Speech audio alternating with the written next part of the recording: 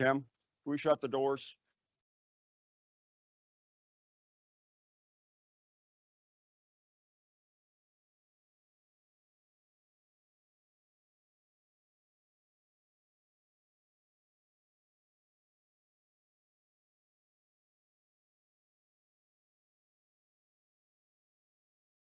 Good morning. My name is Brad Van Horn. I am part of the PEO UNW Advanced Technology team. Welcome to day 2 of the PEO UNW Industry Event 2023. Thanks everybody for coming. We've got a lot of folks here today and online. Next slide. Over 870 attendees registered over the 3 days, over 500 in person over the 3 days as well. We've got potentially 350 plus that will be joining us online today. As a reminder, today is Unclass and Distro A. It is being live streamed and recorded, so make sure that all your comments and questions are appropriate for that level. The remaining folks here, you see a lot of the stats of a lot of small business, a lot of large business, a lot of industry here represented. The rest of the folks are active duty military, academia, government civilians, some folks from our labs, nonprofits, and we do have some folks joining us online from the media. Slide. Let's cover the admin stuff. I'm going to try and get through this as quickly as possible so we get right to the agenda. All breaks we have are at least 20 minutes. We've got a lot of folks to get in and out of the room. So with folks online, just be patient with us. It's an opportunity for you to take a break also. But our breaks will be at least 20 minutes. Should be plenty of time to get everybody in and out, recharge their coffee, whatever you need to do.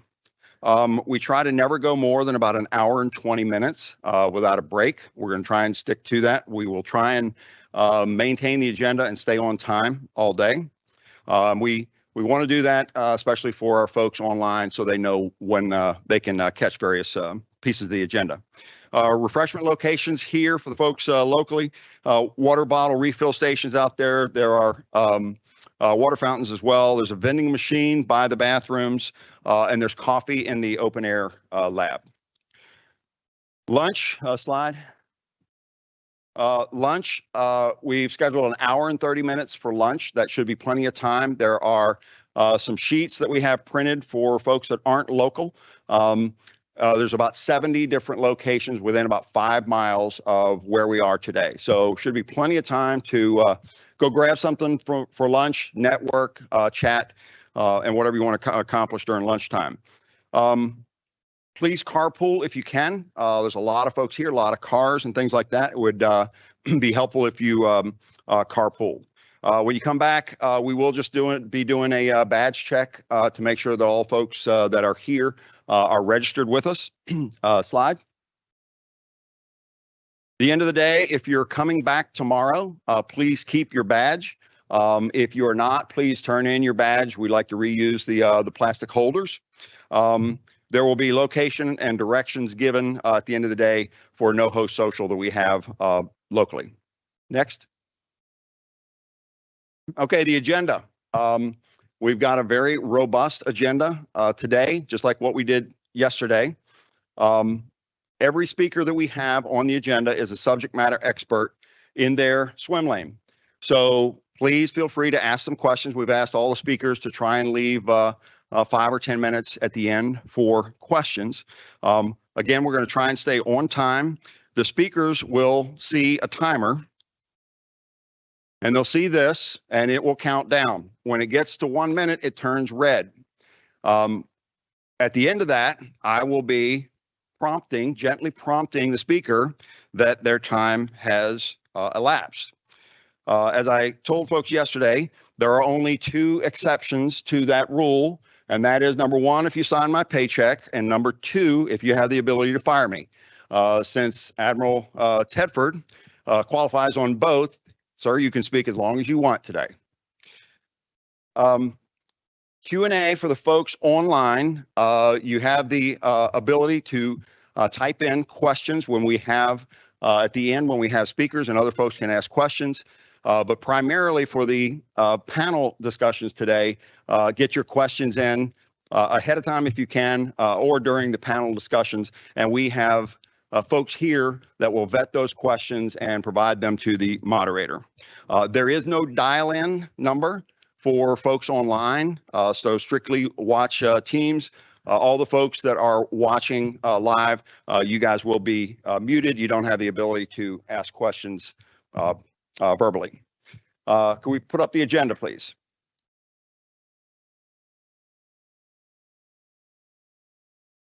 Okay, as I said, we have a very robust agenda, lots of folks to talk.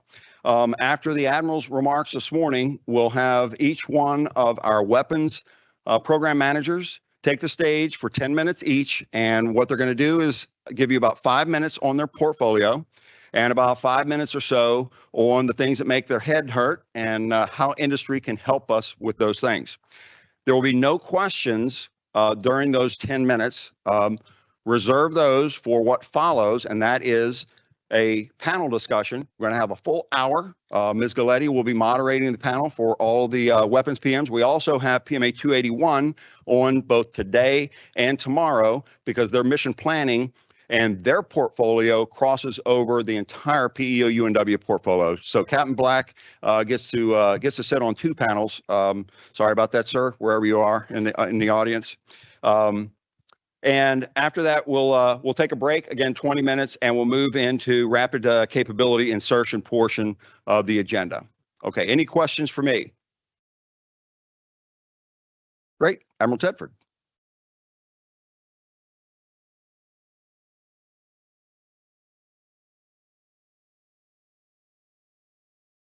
Good morning.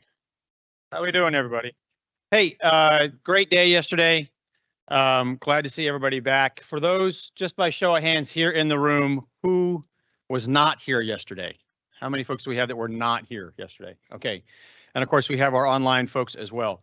So just because today is a unclassified conversation, it does not mean that overnight the threat suddenly changed. Okay. Or that the sense of urgency that we talked about yesterday has diminished. So before we get started into our program briefs, for those of you that are joining us for the first time today, and for those of you that are online, let me lay out some, on the unclassified side, a way to think about the Indo-Pacific and the threat that we are facing. To understand what's going on today in the Indo-Pacific, you have to go back in history to understand how our relationship with China and how China's relationship with its neighbors has changed over the last 30 plus years. There's essentially 3 events, world events, that by many scholars are considered the trifecta events that have changed China's culture for the last 30 years. First was Gulf War I in 1990. For those of you who remember, go back to that time where we were in the world. For 6 months, we had a military buildup to push the Iraqi forces out of Kuwait. And at the time, the prediction of the abilities of the Iraqi army was that the U.S. forces, although much larger in number and strength, were going to suffer significant consequence and losses by going into Kuwait. That engagement, if you remember, was over in 5 weeks. The losses didn't happen. We did lose people, but not to the level, I don't mean to diminish their lives. But that was a wake-up call from China's perspective as to our strength, because it was on display. It was the first time that combat was actually being broadcast on television real time. Okay, you probably all remember Bernard Shaw, CNN, in the hotel room, watching Tomahawks fly into Baghdad. Okay, that's the first event. Second event was Tiananmen Square, which was a direct threat to the PRC Communist Party and their ability to control and manage the country. Third event is actually the collapse of the Soviet Union. All of these things happened within about 18 months of each other. Okay, remember that the PRC Communist Party is a Leninist-based communist structure. So when the very country that created it fell apart, they saw a direct threat to their ability to maintain power, control, and the survival of their country. Prior to these events, in the 1980s, China was actually one of our FMS customers. They used to buy your hardware, and we used to sell it to them. Okay? So as you roll forward into the 90s and into the 2000s, you then have other events that changed. China has been trying to grow its hegemony power within the Western Pacific. It specifically thinks that Asian relations should only be involved with Asian nations, and that the West should have nothing to do with it. That we cannot allow, okay, for our own national interest. We saw charts yesterday, and these are completely unclassified, okay? 80% of the world's maritime trade runs through the South China Sea. 90% of all telecommunications are on cables on the floor throughout the world and through that part of the world. Okay, 2/3 of the semiconductor chips are made in Taiwan. It's not just about semiconductors, but it's a lot about semiconductors. And what that would do to not just our economy, but the world's economy if China had a monopoly on that industry. 2008, our own financial collapse and the effect that had on world markets, seen not only as weakness in the West, but as an opportunity for China to more aggressively expand. It is by no coincidence that they started building aircraft carriers in 2009. They saw our election in 2016 as another moment of weakness. They continue to see our elections and our political process as weakness. President Xi is now on his third term. Their terms are 5 years, if you were not aware.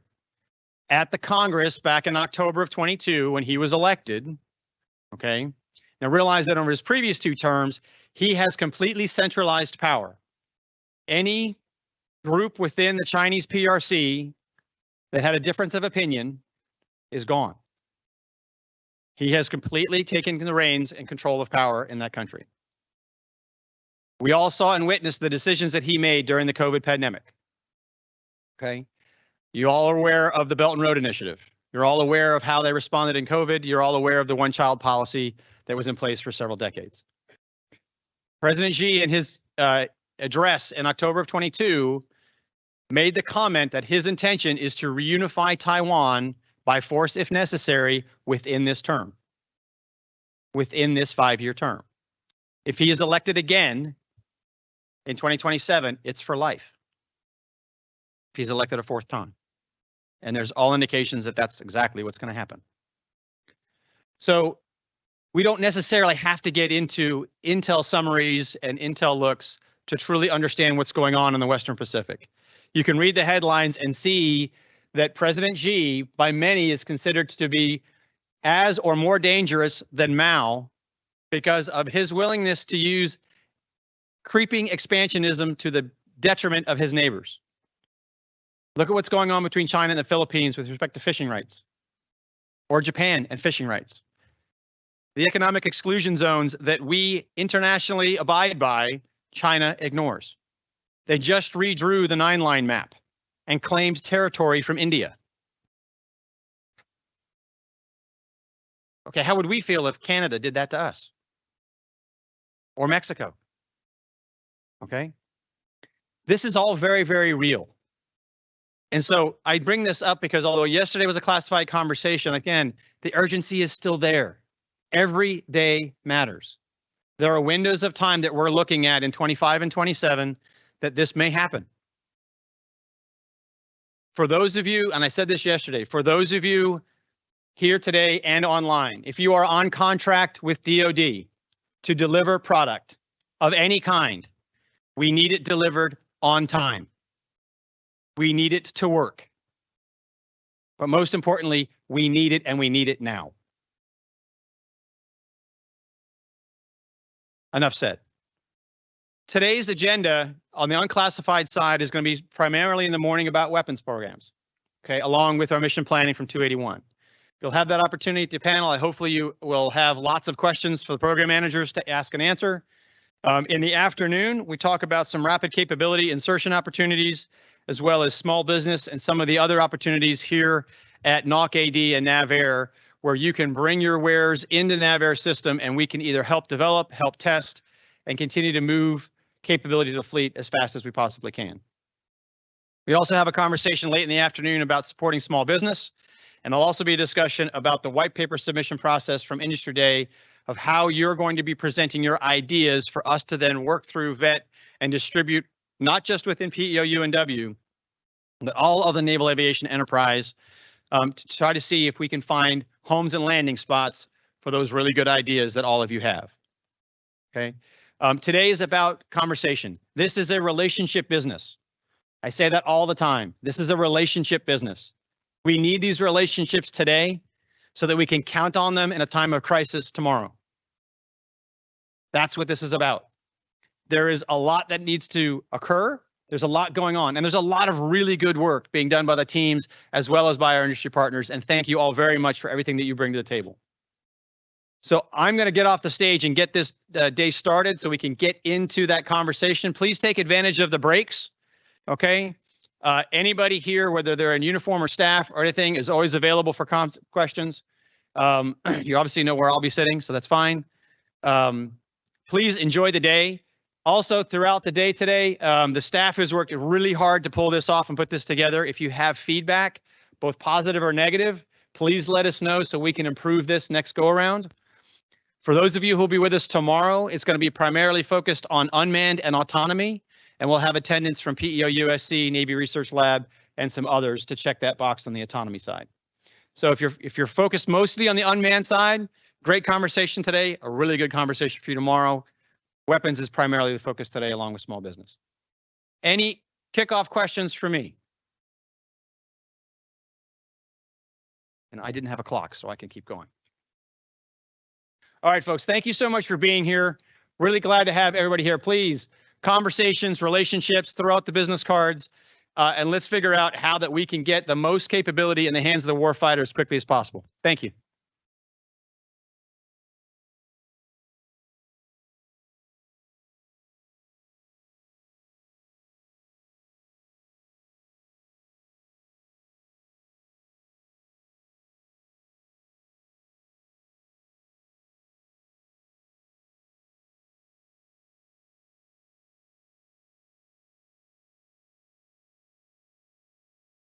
Good morning. My name's Captain Matt Gensley, call sign Tofu. I'm the program manager for PMA 201, which you'll notice is in the 1 to 230 position on the bullseye up there. Appreciate the time to give you a quick review of what's in the portfolio. I know some of you may be familiar. We'll just touch some of the key points here. Within the PMA 201 portfolio, we have the FXDO. Within the FXDO, you're going to see the product lines of LRASM, C3, and Halo. Within the LRASM product, we've got a 1.1 software upgrade that is in process of fielding. That is a great example of where the team was able to identify software upgrades for rapid scale of capability. C3 will be a product upgrade, which will provide some additional benefits to the LRASM product line. Within the FXDO, we also have Halo. That's OASUW Increment 2. That is going to be a new generation of capability for us in the air-launched area. We are going to be releasing a draft RFP here shortly within the next couple of months or so, which will be talking about the next phase of evolution or development for that activity. Moving down here, so we'll go to SDA. Within the SDA portfolio, we're really looking at the Harpoon, JSOW, SLAM-ER weapons, as well as our GPS-guided munitions, JDAM, laser-guided munitions, as well as our training rounds. A lot of that activity is done in conjunction with the Air Force on leveraging different contracts. We also work the Navy's procurement of general purpose munitions as well, and watching how that progresses, as well as with supply chain, are some things that we're looking at along that line. After SDA, draw your attention to SDB2. SDB2 is an Air Force program, weapons program. We are integrating it on the Navy platforms, JSF, F-18, making progress on that. We should be getting that wrapped up here shortly. The interesting thing about that is it's a great example of where the Air Force had a need. They said, hey, let's figure out how we're going to solve that need. That product was deemed carrier suitable, So instead of reinventing the wheel, let's just go ahead and add on to that contract for procurement, integrate it onto Navy Marine Corps assets, and provide that to the fleet. After SDB2, I'll talk to you about AAE ARS, the simplified way of looking at this, racks and launchers. So if I've got a weapon and I got an aircraft, typically we say that's good. The problem is that you need some kind of a connector there to make those things join. That's where we get into these racks and launchers. They manage quite a bit of those throughout the inventory, a lot of sustainment, a lot of work, making sure that the fleet has got what they need for weapon stations on the aircraft, as well as that are compatible with weapons. In that same team, we also work the air refueling store system. So we have the existing, and then we have the upgrade that's going to the ARS pod, tight couple, tight coordination with the MQ-25 program, as well as in the international community. They're responsible for certification of some of those tanking systems with U.S. assets. After AAE ARS, CAD PAD. So if you know much about racks and launchers, you know that there's typically a kinetic charge, an explosive charge, an energetic charge that provides a kinetic effect, separate that weapon out of the turbulent area of the aircraft's aerodynamics, if you will, get it into the normal environmental airflow, if you will, safely. CAD PAD produces those, procures those, and is a major part of what's required to get weapons off the station. Additionally, CAD PAD gets a lot of press because they do a lot of energetics for ejection seats. And so about a year and a half ago, we had an issue that came up, preponderance of safety made it to where the team activated and was able to replace some key components within ejection seats throughout the fleet in about 3 weeks. And so that's a key component for us as well. And then after CAD PAD, not really up there, but we'll talk about it, and that is the international portfolio. So within the 201 portfolio, a lot of different products, a lot of capability that is supported or fielded or developed. Additionally, that is leveraged into the international side. So within NavAir, the international portfolio is, I think it's the largest one we have within NavAir. We take care of about 40 different countries and about 240 cases or so working through the different products. Awesome. 8 seconds behind on the 5-minute thing there. Okay, so let's talk about head herders. This is where I need help. All right, so bottom line, the challenge we have. If you were here yesterday, you saw what the threat is doing. I will tell you that was at the appropriate level we had yesterday. I will also tell you that it's for those of you that saw it, I'd ask you, if you have a chance, just use your credibility to tell those that weren't here that it's serious. It is serious. It keeps me up at night. Schedule is my head herder. Schedule's my head herder.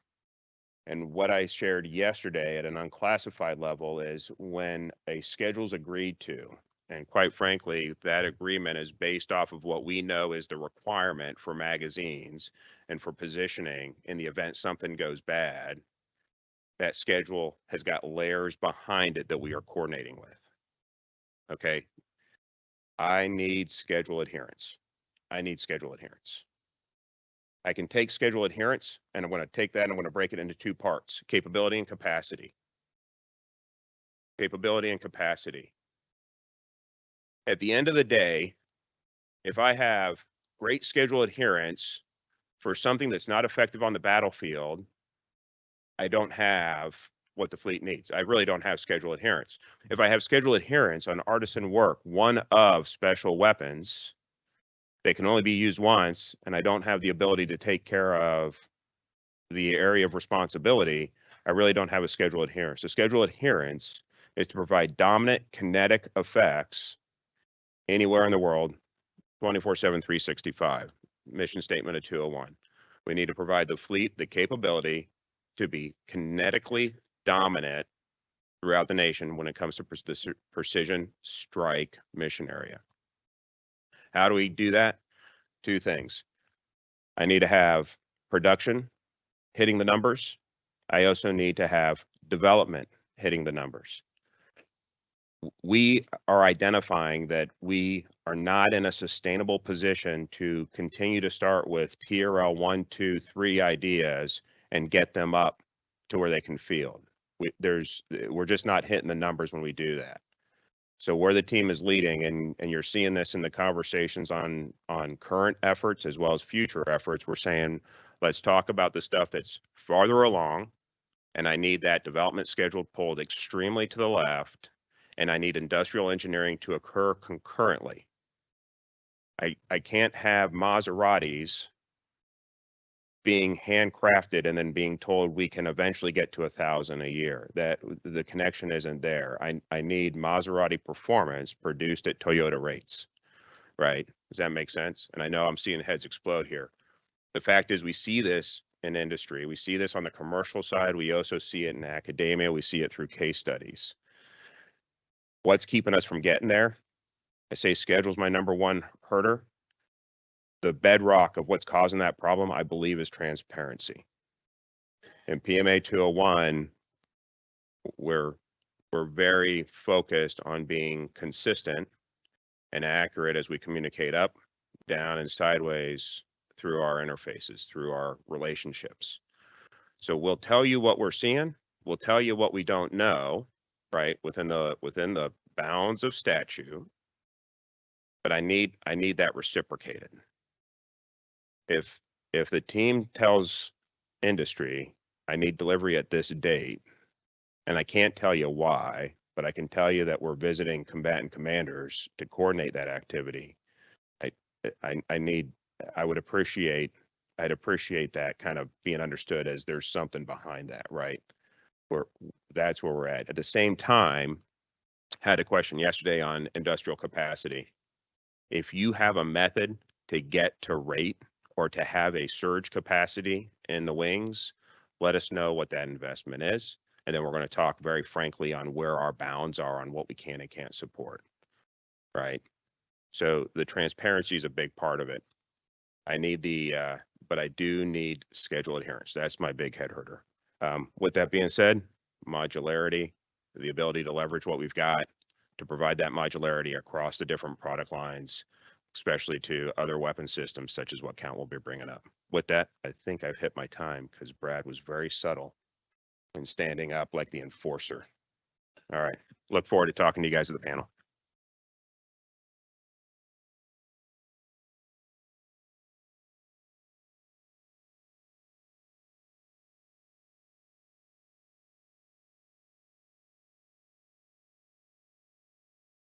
Good morning. I'm Greg Cruz, PMA 208. One of the first things that happens when I say that, people say, 208, radios. You're the radio guys, right? No. Ejection seats. No, we're not ejection seats. We're aerial targets. Well, what's that? And, I follow with aerial targets are all about presenting threat representative profiles to fleet, doing fleet training and test and evaluation, simply stated. On the chart today, 3 o'clock to about 5 o'clock. And by the way, some of those things are not to scale. The QF-16 is a little bit larger than the BQM-34. All right, I want to talk to you about 3 things that I think about in terms of goals. And when I talk about aerial targets, the first one is we're looking to continue to be adaptive and affordable and provide flexible open ocean training to the fleet. So anytime that we can talk about ConOps, techniques, or capabilities that expand that or reduce cost, we're interested. The second one is the next generation of command and control for targets. And we're looking to leverage new technology and stay abreast of, the commonality that's being pursued in this portfolio, particularly the MD5 at PMA 268. So we're following that and working on that. The vision is that we'd like to have one consolidated control system for all unmanned capability. And then the next is the next generation of threat targets.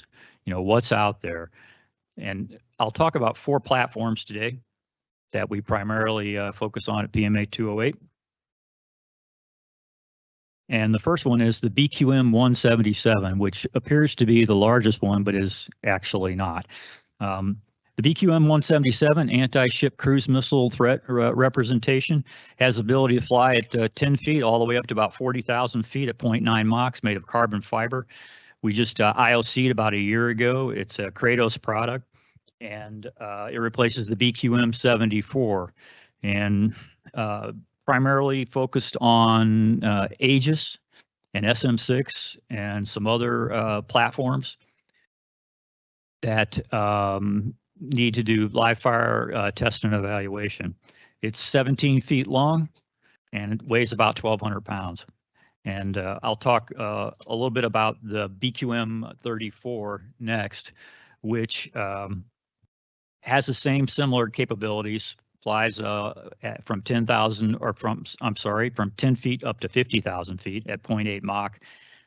But it has twice the payload capability of the 177 and 3 times the electrical power of the 177 capability. So it's 23 feet.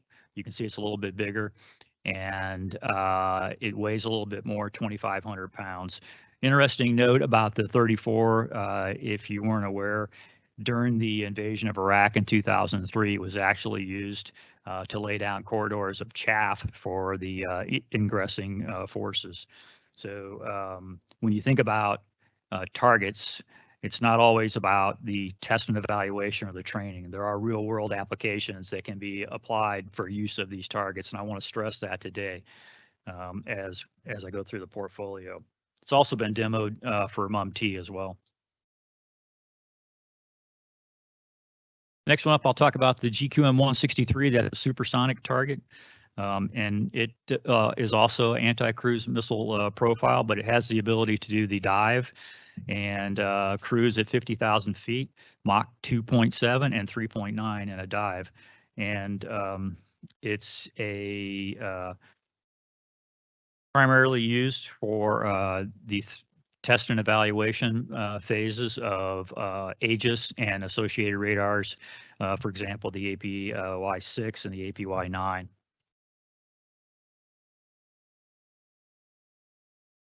Next up is the SALT. Can't see it on the chart. I don't think it made the chart.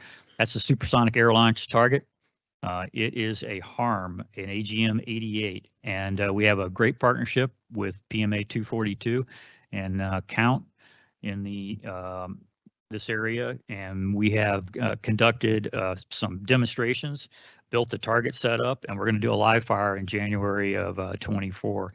And this is a really good example, I think, of innovative use of non-RFI and other things that are available in our current system that can be updated and used in a low-cost methodology so that we can present the latest threat air-to-air or air-to-surface, whatever the case may be, and provide that at a lower cost to the fleet.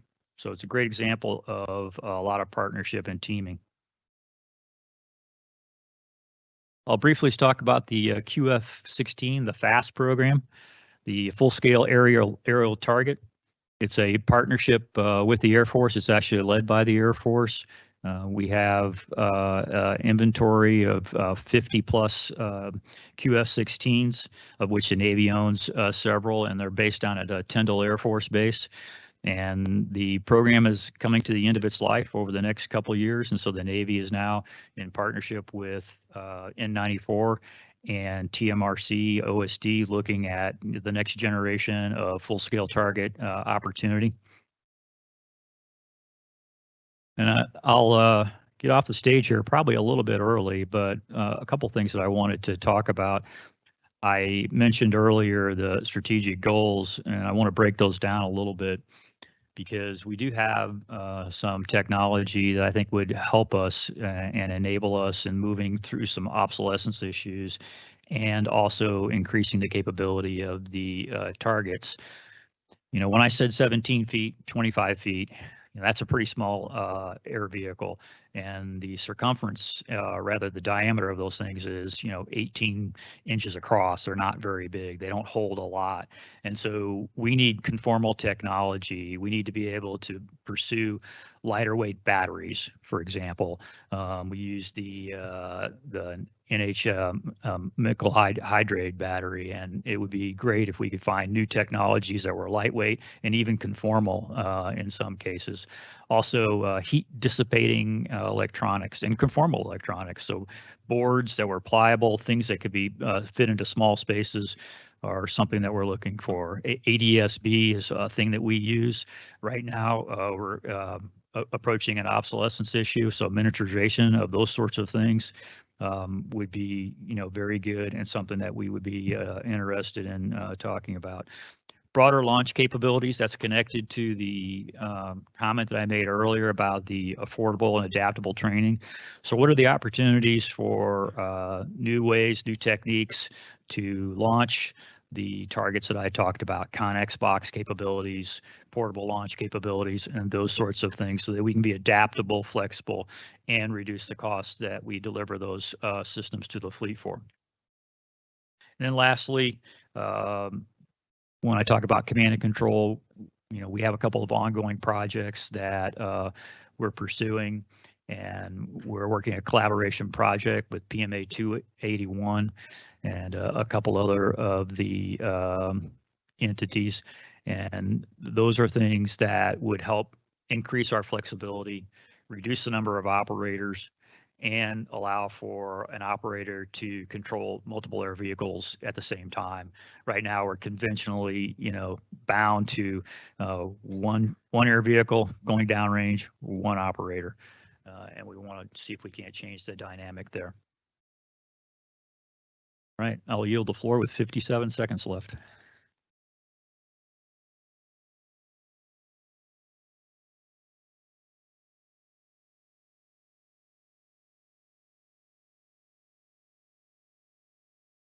Timer start, copy. Hey, good morning, Captain Alex Ducko, go by count. If you haven't figured out, we're following the pinwheel around. So I'm PMA 242, direct and time sensitive strike. Portfolio is pretty diverse, really focused on suppression systems, though. It's actually where the product line grew from. So we do things such as the 20 and 25 millimeter bullets for F-18s and F-35s, about a dozen different configurations, training and armor piercing rounds. We do common defensive weapon systems. We do the GAU-21, GAU-17, M134 weapons for H-1s, H-60s. So suppression systems from rotary wing, fixed wing platforms, primarily in the aircraft gun systems portfolio.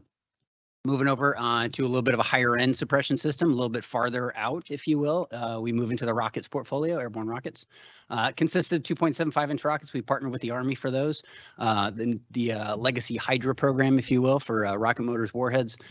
We have responsibility for the Advanced Precision Kill Weapon System, APKWS, which is a semi-active laser guided guidance system that is bound between those rocket motors and those warheads for this 2.75 inch rockets.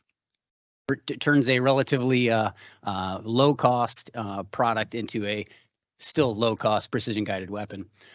In that portfolio, we also have the rocket and jet-assisted takeoff units that Cruiser uses. He didn't mention that because that's actually in our portfolio to get those targets off the ground and into flight. So again, strong partnership there from a PMA 242-208 perspective. Also in that rocket portfolio is the recently divested 5-inch rocket portfolio. So those are legacy products, actually been used up until day 581 in Ukraine. In that portfolio, we also have the Smoky Sam target, so kind of folds right into the anti-radiation missile element of the portfolio as well. So again, suppression, but farther away, suppression of enemy air defense systems. So that includes the legacy HARM system, the high-speed anti-radiation missile, the advanced anti-radiation guided missile ARGM, and its extended range version as well. So those three products in the excuse me, and the anti-radiation missile portfolio. And then last but not least, we have the precision guided munitions, kind of in that middle ground, if you will. Again, strong partnership with the Army for the Hellfire missile, multiple variants there, and as well as the recently IOC'd Joint Air-to-Ground Missile, or JAGM.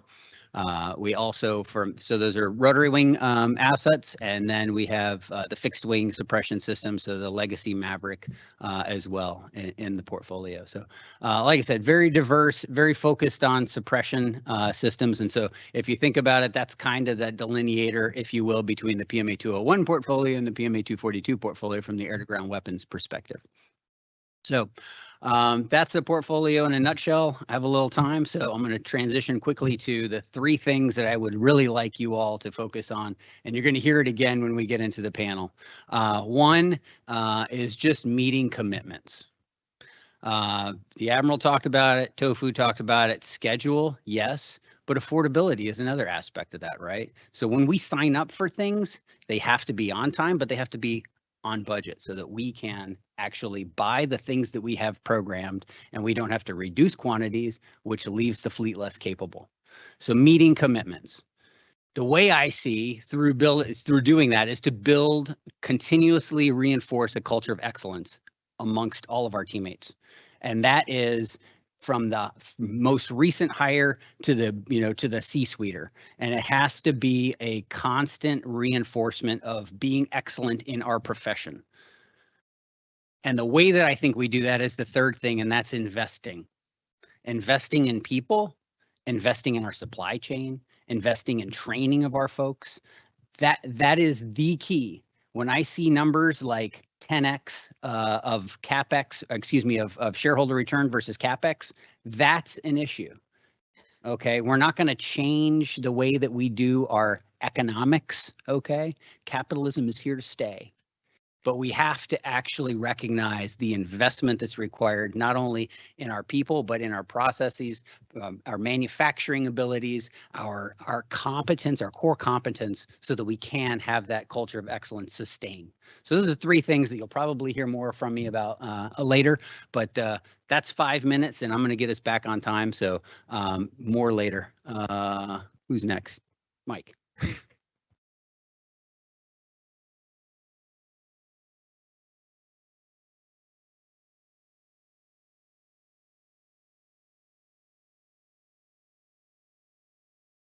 Good morning, everybody.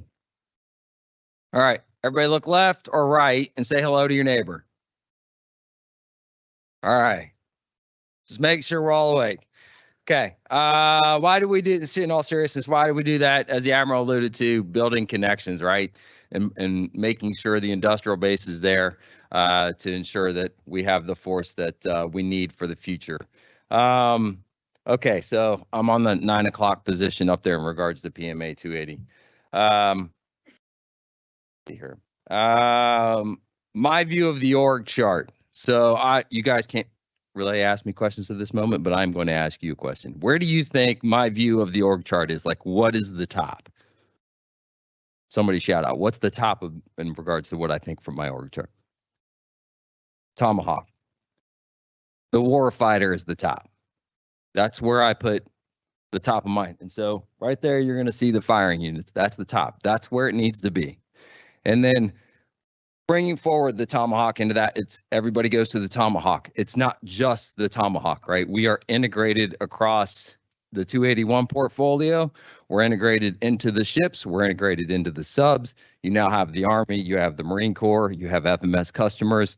So it's not just the Tomahawk, it's the firing units and making sure we have the ability to get there. So real quick for the pinwheel, you guys are all familiar with the Block 4s.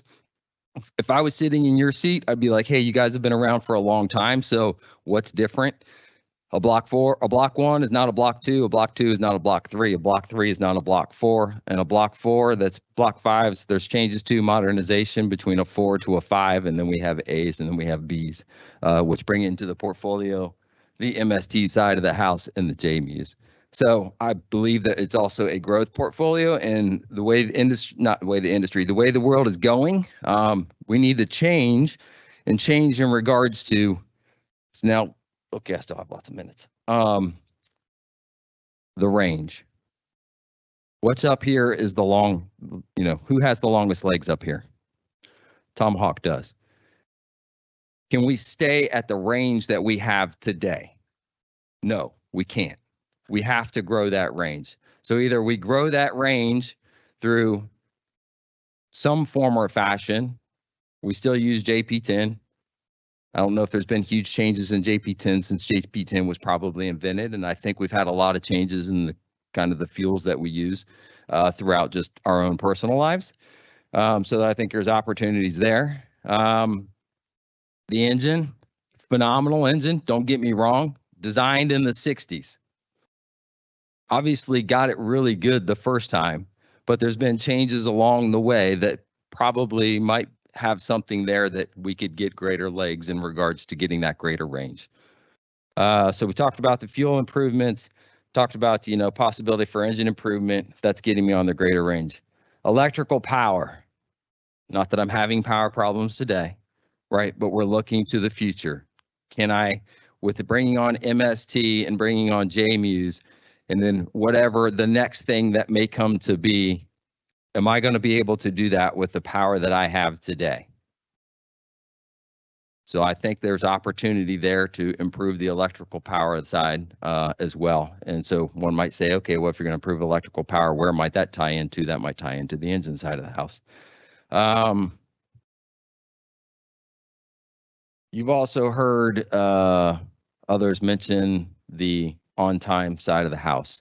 So from all of us in the room, making sure that, to me, part of being on time is having realistic schedules and having that conversation about understanding where the risks that we're taking inside of our schedules and communicating that risk to one another. So everybody has a clear understanding that if the schedule doesn't work out, right, then we have that conversation as to how we allow ourselves the opportunity to then remove the barriers that potentially are in that way of getting to the schedule. That also applies on the cost side of the house, and to me, on the top side of that is performance. As Tofu was alluding to, I think you're a Lamborghini guy, I'm a Ferrari guy, but we're both Toyotas, right? That's the price we want it at and the reliability that we would like to have. So getting to that aspect in regards to performance and making sure that we have it, and knowing where we are today, great as the current long pole in the stick or in the tent. However, we can't just stay where we are. And I think that I'm going to keep us ahead of schedule. And I don't have any other comments.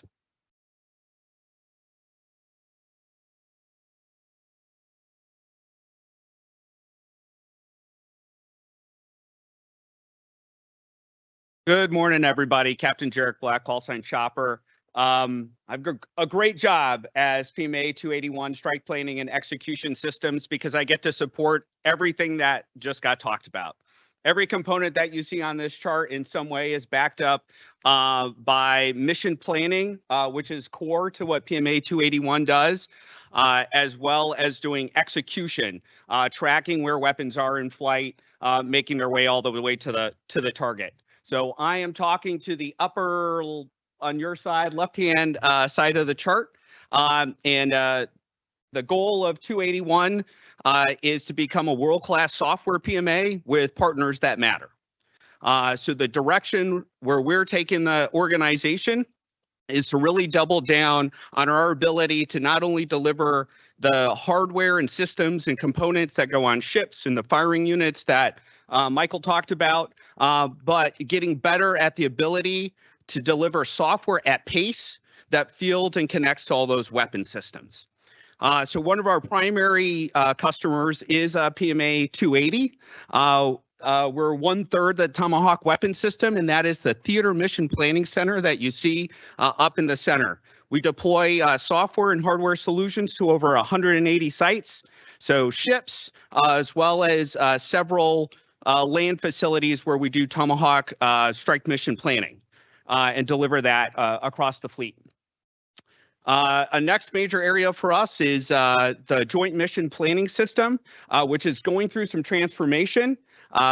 We're changing that. We had a prototype that was the next generation mission planning system that is closing here in 2024 and transitioning into something we call Continuum, the collaborative mission planning continuum, which is taking mission planning from that just being writing a mission to a brick that goes to an aircraft to taking that all the way into the aircraft like a tablet. I use the analogy of going from MapQuest, if anybody remembers MapQuest, to Waze, where aviators are using something that's bringing real-time data as well as ship riders as well into their environment so that they can make information, have key information to make the warfighting decisions. All right, next in that, going down that cycle, my two other product lines. One, we do air wing ship integration. So I've got teams putting stuff on aircraft carriers, on big decks, for a whole series of things, weapons and ordnance, magazine operations, as well as all the stuff that shows up in ready rooms. So the collaborative briefing system that shows up as monitors that you're using, as well as all of the intel feeds that are actually getting to aviators so that they can plan their missions. And then another area, we used to have the common control system, and we refocused a lot of that effort into autonomy. So we're going to talk more about that tomorrow. But that is a big area for us, is how do we bring autonomous solutions in a disciplined way with an open standards kind of architecture that gets it all the way deployed to the fleet.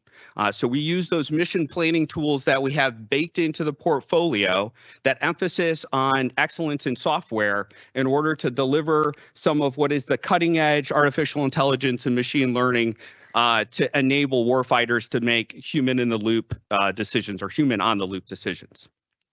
All right, that's the portfolio. With a couple extra minutes I have, I'll talk about where some of my head hurters are. I just noticed, can you hear me in the back okay? Good, okay, great. So our security environment is evolving and changing. So multi-level security solutions for those missions planners is pretty important. The ability to take a tablet and have it be dual persona, have an unclassed component to it, as well as higher than secret components to it, is a trick that I think we need industry help with. How do we work with our security partners like NSA in order to provide crypto management and the ability to slice a device into different components from a security perspective?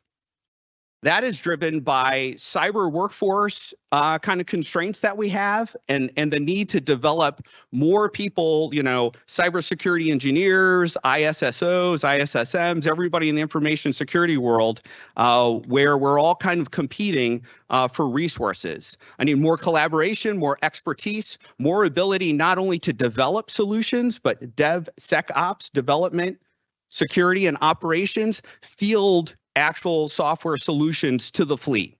So it's got to get accredited, and it's got to get all the way out the door. Autonomy, as I mentioned, is another hot area, how we can bring autonomous solutions into an open standards architecture that we have and field those. And then the last area I'll hit on is in the cyber safe realm as well. And that is I need help from industry on focusing on things like a software bill of materials. Okay, do you know what is in your tools? And when you bring them forward, do you understand the pedigree of the software? Do you understand where you sourced it from? So it's kind of supply chain management, but we're not talking about screws and bolts. Hey, do you know where you got that licensed software from? And can you list that out in a way that when I hand it over to the cybersecurity folks, we can do a good analysis of where we might have vulnerability so we can shore those up in the software pipeline. Okay, those were the big ones that I want to hit. Thank you for your participation and time. I think I'm handing it back over to our event coordinators. Thank you.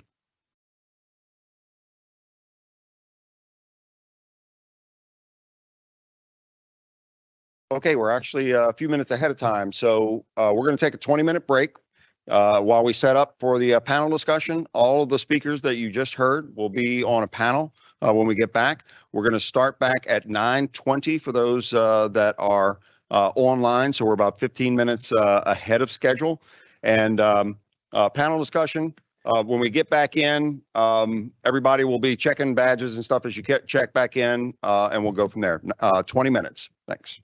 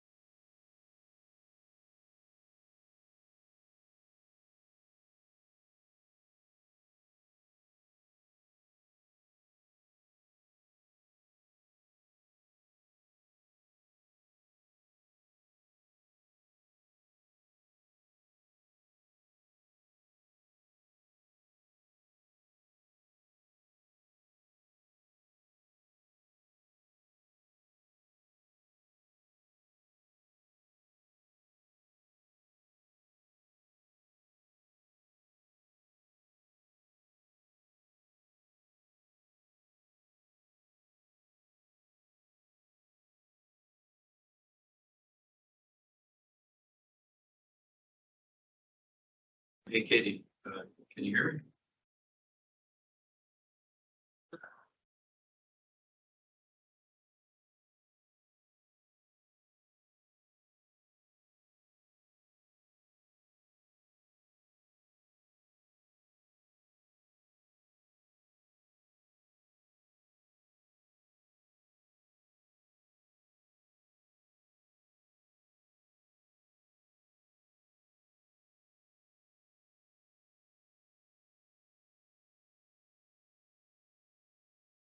Hey, Katie, can you hear me?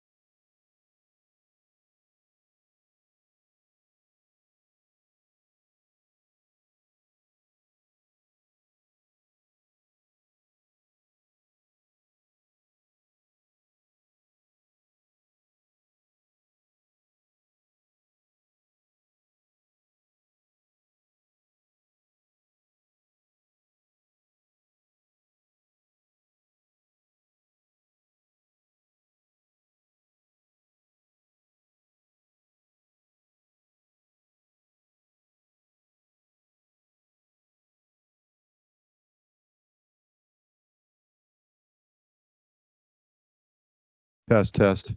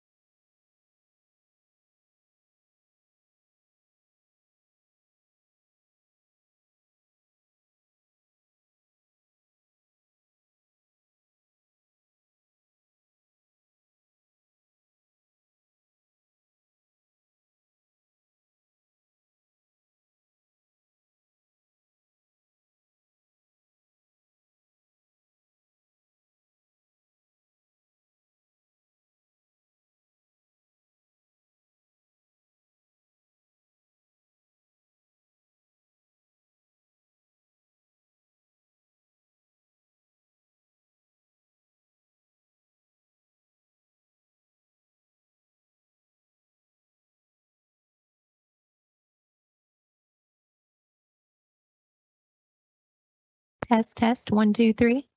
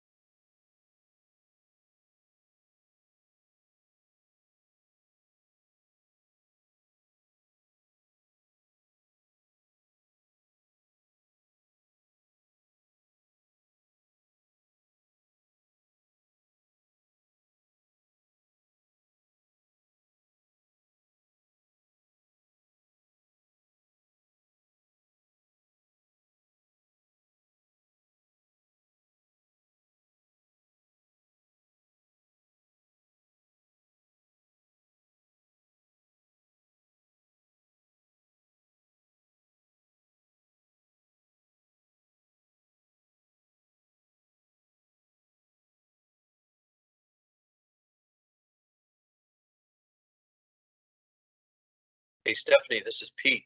Can you hear the audio?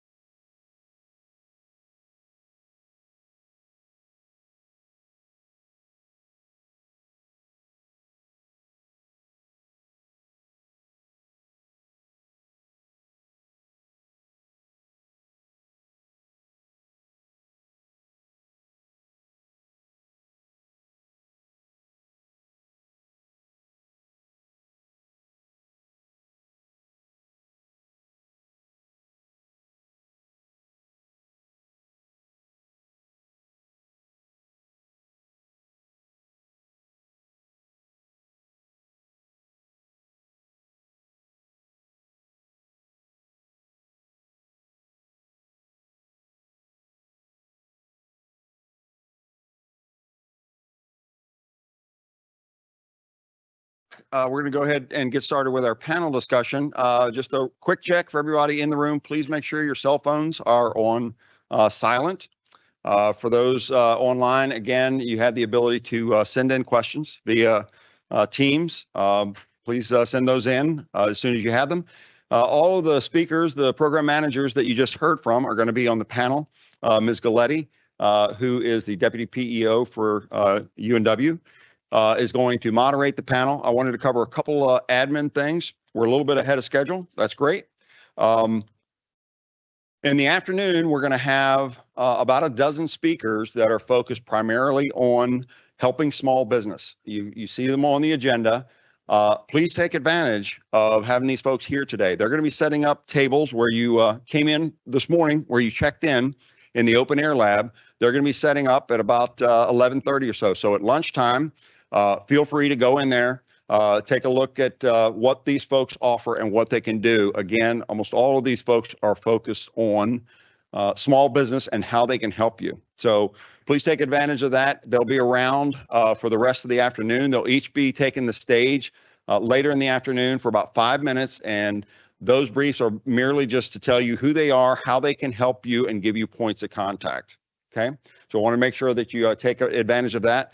Also, there are it's the ability to take tours at lunchtime and late in the afternoon, if you would like to, of this facility, of this wonderful smart building that they have here. And they'll tell you all the things about the open air lab. When you came in and you checked in this morning and you saw that big open area with the big steel doors and everything else, they actually fly UAS in there, and they can test a lot of things in there. So find out about the capabilities that they have here at the smart building this afternoon when the smart building folks are going to talk. The executive director, Eileen Abel, is going to be here, and they will be set up also in there, and as well as giving tours. So any questions, anything for me before we get started with the panel? Okay, great. Ms. Galletti, gentlemen.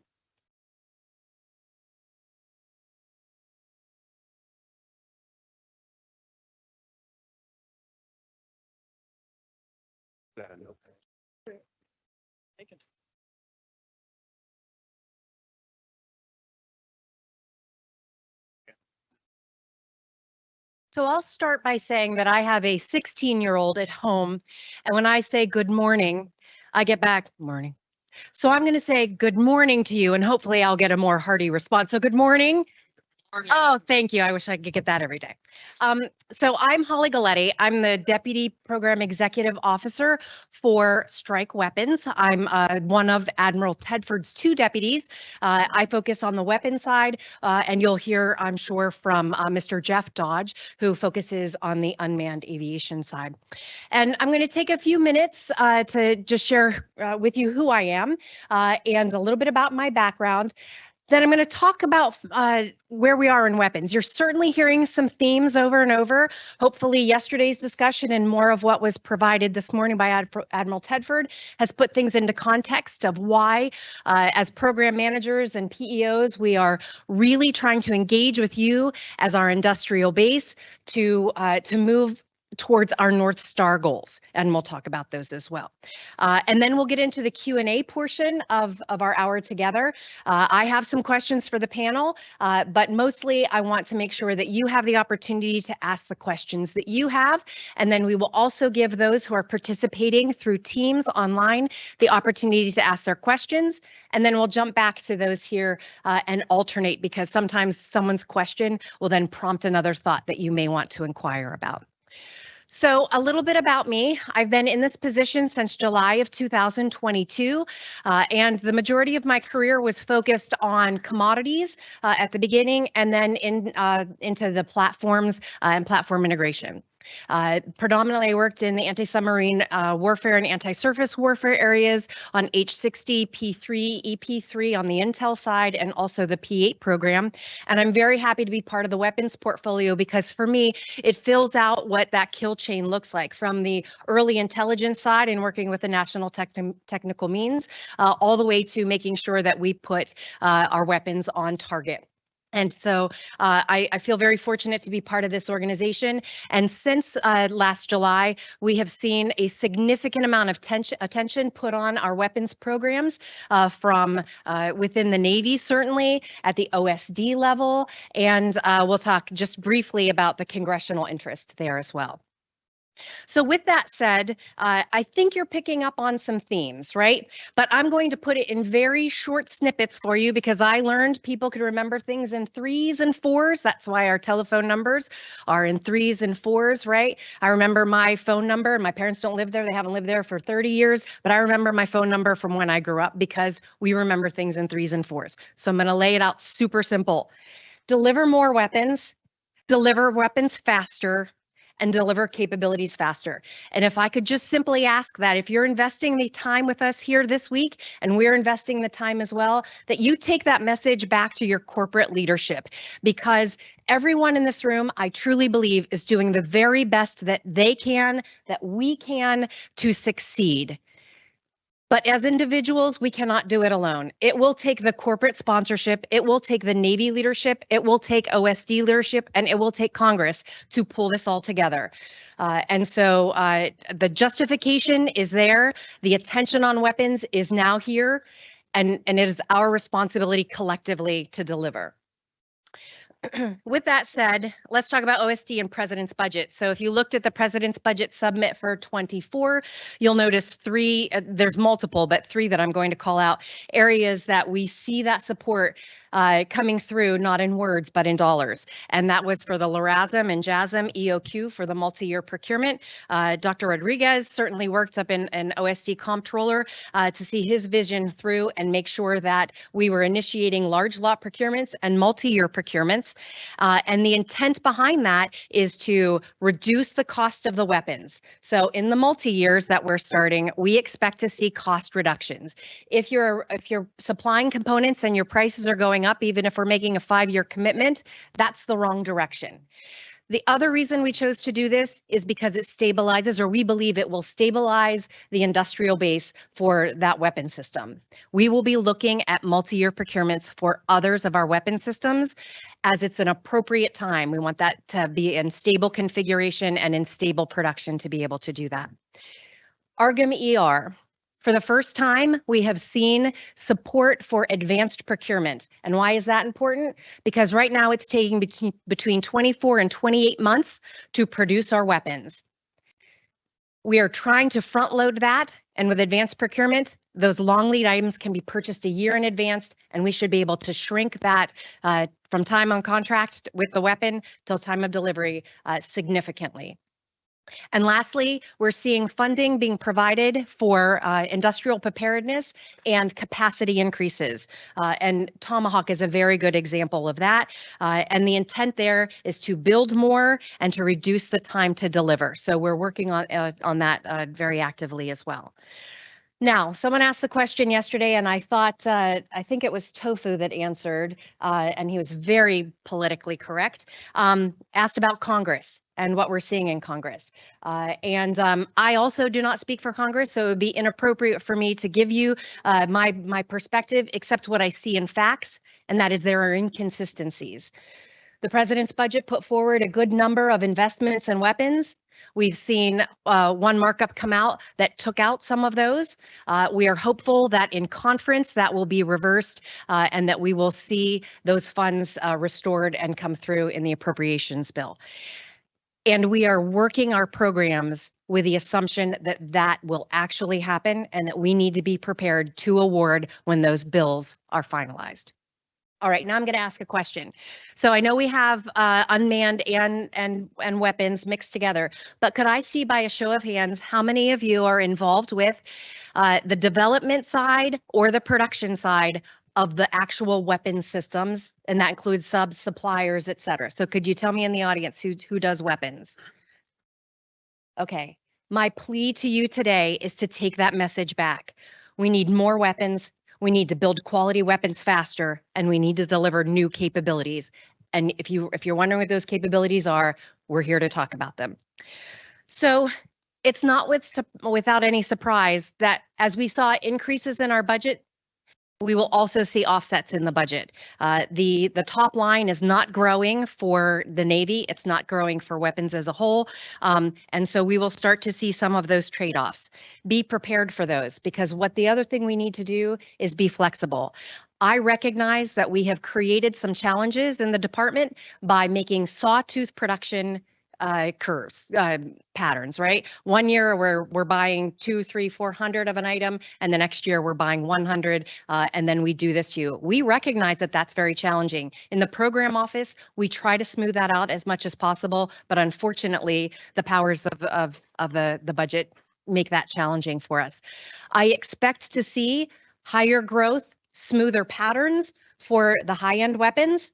I expect to see some offsets in our lower end weapons, the ones that are not necessarily going to be used at the beginning of what conflict could happen, and that's our long range fires weapons. So I'm just telling you that now so you can anticipate it, but mostly so you can figure out with us how we can collectively be flexible in this time of change. I'd like to take the opportunity to thank the Air Force folks for coming. We do have representatives from the Program Executive Officer for Weapons and the U.S. Air Force Armament Directorate here today. And I do that specifically to let you all know that we are very closely working together, so that if you have solutions that could work for an Air Force weapon, there's a likelihood that we probably could use some of that solution in maybe a different form fit factor on the Navy side and vice versa. And so we would ask you as industry to make sure when you see those synergy opportunities, you bring them to the government because we are finding them on our own. And we want to collectively work with you to use the limited dollars we have across the services as effectively as we possibly can. And so that's my request to you, and thank you for our Air Force folks being here. And then just a reminder, we are a buy to budget item. If we save money on unit cost, we will buy more of your weapons. Affordability is key. Multi-years and large lot procurements are being put in place because there is an expectation that the units will be more affordable and that we will be able to buy more. Please help us do that. The worst thing that we can do is deliver late and also be more expensive than what we told Congress, because the results of that is they will mark our next year's budget and we create the sawtooth pattern, or we worsen that sawtooth procurement pattern. So collectively, we need to do that together. Higher production yields of weapons at faster rates. That's what I want you to take away. So I'm going to pose some questions to you to think about. And those are, where are industry and or government investments needed to produce quality weapons faster? Are we maximizing lean manufacturing concepts? Are we automating labor-intensive or quality escapement prone areas? Are you able to buy ahead and reduce our weapon production time of 24 to over 28 months? And by the way, the answer is yes. And thank you to those of you who are doing that. Please tell your friends that is a best practice. I cannot ask you to do that. I can ask you to contemplate that if it's in the best business decision for you. And finally, if you have figured out how to be a lean manufacturer, how to have a high production yield, great quality, how are you helping out your sub-suppliers and the others in the weapons community Because in the end, if we're not doing it now, we may not have the chance later. With that said, I'd like to move on to the Q&A portion, what you all been waiting for. And so these are my suggestions for how we'll run the next probably 45 minutes. So as a reminder, I talk a lot about weapons, but also in our portfolio, and very important to making those entire weapon systems work is our PMA 280 folks. So not to diminish Chopper, I have a very good question for you if I have the time later.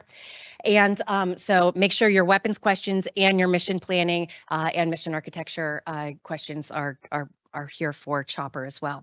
I'm going to start off with the first question. Once we finish that, I'm going to move to all of you and ask questions for about 15 to 20 minutes. I would ask when you ask your question at the very beginning, if you would like it addressed to a specific panel member, please state so at the beginning so their ears are tuned in and they're catching everything that you're saying. If it's to anyone, please state so. Then we'll move to the teams and take the Q&A that are being provided via electronic, and I'll ask my folks in the back to help me out with that when we're ready to move. We'll spend about 15 or 20 minutes there. And then depending on the time, we'll flip-flop back and forth between the audience and teams because some of your questions may prompt other inquiries that we want to be able to get to. Okay. Any questions on how we're going to proceed? Great. So with that said, I would like to start off on a positive note, and I'm going to address this to all of the panel members. Any of you can speak at your leisure, and there's no limit on how many of you can provide this feedback. So with the idea that we deliver more weapons, we deliver quality weapons faster, and we deliver capabilities faster, what positive examples do you have on where industry has best practices that are moving us in a positive direction? I can call out, or you guys can speak. We can go in order. Chopper's chomping at the bit.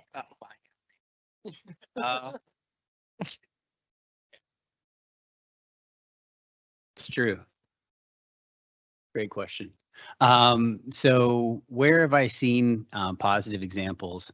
I'll tell you, as I spoke about earlier, the investment piece, right? And it's the investment from the prime contractors into the capacity and capabilities of their suppliers.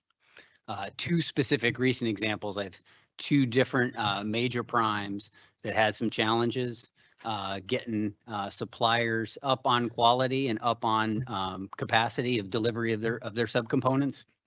Both of those primes took it upon themselves to go to those suppliers, invest a lot of time and energy to get both of those different suppliers up and to return, to the levels of delivery that we needed so that our weapons that were basically awaiting some final bits could actually be delivered. So that investment piece was not directed by the government, right? I didn't say like, you need to go spend time with this supplier. It was upon them, their choice to go spend their time, their energy and the manufacturing quality, the industrial engineering, and those core competencies that they were bringing to get those suppliers up on step. Pass it down the line. Okay, we'll pass it down. Well, whoever else wants to go. Another area, similar in line.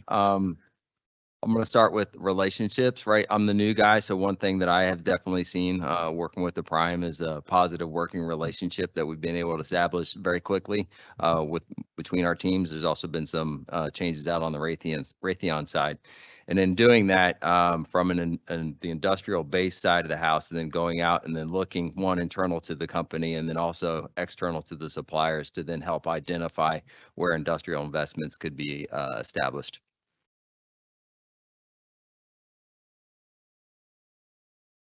I think one example that I've seen is a mentorship relation. It's a program that I think DoD sponsors, and allows a large vendor to reach down to a contractor subcontractor to be supported by whatever branch of service is sponsoring it. And in the case that I'm thinking of, there was a CNC capability that the sub did not have that the prime needed. And through this program, they were able to help the sub obtain the equipment and get sponsorship for some of the things that they did, and increase the volume and quantity of the product delivered. And that broke a lock on the production line, and we were able to move faster, doing that. So there are a couple programs out there, I think, that address that. As a software guy and in general, I insist on transparency, and I've seen really positive reaction to that both ways: government, industry, exchange of information. Looking at, of course, we've got classification boundaries. We're not talking about breaking those, right? But an authentic sharing of information so that we can get to the best thing, and I've seen that as a positive. A good another that I've seen from the software perspective is I see many teams adopting agile software development practices at their small team level, but as it feeds up through the corporate infrastructure, it breaks down and it becomes less agile as it goes up. And it ends up being something that's kind of sticky and gooey and doesn't move very quick. And so I see a really positive adoption of grassroots software development that I think touches almost all of our weapon systems, but how we architect and take those small teams' motivation and energy and ability to deliver a small software project quickly and get that through a contracting process, a cybersecurity process. All of the overhead is an area of improvement. So I might have broke the rules on a positive. Positive is transparency. There's an other in there that I think we can all work on. Who needs rules, right? I'm going to actually probably call out a couple of players here in the room. So a real positive I would tell you is LRASM in the early days, as well as some of the activity that's been moving on. The collective government industry team is aligned on dates, key things that have to happen. It's less about, hey, is the administrivia squared away? It's we need to hit a fleet exercise. We need to hit a test window, and we need to dominate in performance when we hit that. What is very interesting about the way that works with FXDO, and FXDO's got a bit of a culture on this one, is that it is focused on fleet outcomes. And so I think that that's a pretty big positive on that. And it has definitely it's on one side of the spectrum of what we're seeing in the portfolio at 201. Another one I'd throw out is it's an Air Force contract, but we ride it, and that's J&A Manufacturing. Very impressive line. I think it's the stuff that you would probably read about in much open literature, but it's the application of it has put in some good stuff. And then when we talk about transparency, to Chopper's point, I will tell you that another Air Force, we're the Air Force guys. Can you raise your hand so at least I know who I'm talking to? At least who I can look at to see them squirm when I embarrass them, right? A sick sense of humor, but it's what I got. So on SDB2, so this is real interesting. Air Force run procurement. They say, hey, look, the Navy needs to be here too for PMR. Here's what was really interesting about it. As I'm talking to the lieutenant colonel, he is completely transparent, not just with me, but he's also transparent with his industry partner, the Raytheon manager, program manager, and that manager was transparent with us, not just with where the interface between the government and production and the upgrades that are required was running into challenges, but transparent on, hey, here's just that in order to get capability to the fleet, here's the challenges I'm seeing across the board, right? There's no bounds or rules on who's supposed to be talking about what. It's kind of like we're all about the fleet. So that was pretty good as well. And then I got two more real quick. It'll be fast. CAD/PAD, we had the shutdown last year. I will tell you, it was a big deal. When I mean big deal is I worked a team about 3 weeks straight, no time off, about 16-hour days. That was just kind of the way it worked out. The teams got pushed to pretty extreme cases. We had x-rays going on in rooms in the summer in Southern Maryland with no AC type deal. These are people who could have taken jobs in the medical field working in a nice air-conditioned hospital with great medical care, right? And we're kind of crushing them to get this done, and they're doing it out of the wellness of their heart. Here's what was really impressive about that. This is recorded. So something hit the fan, I'll put it that way, right? And I had that industry partner who was international in my office 36 hours later. Hey, where can we help? Here's what we've got to come to bear. Let's figure this out, right? It's about the fleet. It's not about the administrivia. And then the last one's going to be pretty generalized for various reasons. I've had an industry partner come up to me and say, we have an organic solution to take capability to the next step. We said, hey, another industry partner talked to us about something they have. And the first industry partner said, that's not our idea, but we think it's a better fit. We're going to find a solution to work that in for you. Like, that is mission first. And I think that those are all great examples of where I've seen some pretty impressive work. And that was long-winded, but whatever. Very helpful. All right. Thank you very much, program managers. All right, I'm going to take the opportunity to open it up to the floor here. So what kind of questions do we have? Go ahead.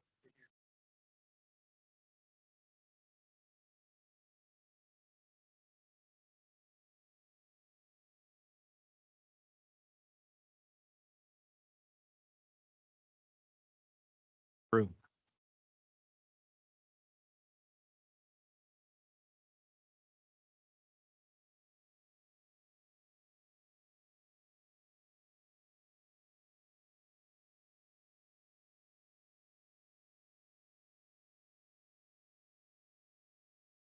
Okay, yeah, great question for those who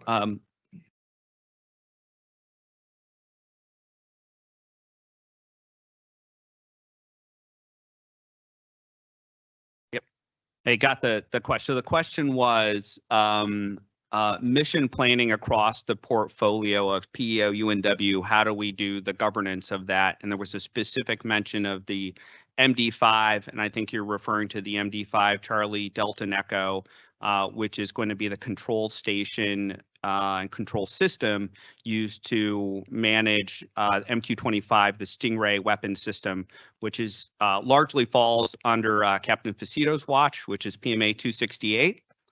The answer there is partnership. One of the things that I'm very proud of here at PEO UNW is that the partners that I have on this panel is that as program managers, I'm an enabler to all of our major platforms, Stingray being one of them. But there's a ton of work going on behind the scenes where we're being transparent with each other to make sure that we're looking at acquisition solutions that connect the dots information-wise. And I think that does extend out into the industry space. One of the things that we're specifically doing at PMA 281 is looking at how we can connect the kill chain by taking the information that's coming out of the MD5 Charlie Delta Echo variant and some of the capabilities that are there that are at multiple levels of security and make sure that they are getting plugged in so that Hornet drivers on the ship might have the information that is coming off of that UAV and is informing their ideas. We're looking at innovative ways that we take information we can get from Tomahawk that is flying downrange and bring that into the mission planning environment. And I do that with an idea, and this goes into where can industry help. Those are that multi-level security solutions. We have some real estate on aircraft carriers where we have a rack where we can put in things that are cross-domain solutions, routers, switching that is connecting to these different components and moving information around. That means that if there's a proprietary lockdown on how that information flows out of a specific software component or hardware component, that becomes a problem because it slows down our ability to integrate all of that data and getting it flowed so that warfighters can make, information dominance decisions quickly. So happy to, minding my airtime, I kind of paused there. What we do is we keep the conversation going about information exchange requirements. and how software and hardware match up to integrate multiple weapon systems, not only on the aircraft carrier, but for the Marines ashore doing advanced base operations, and on big decks and in other places. Did that answer your question, sir?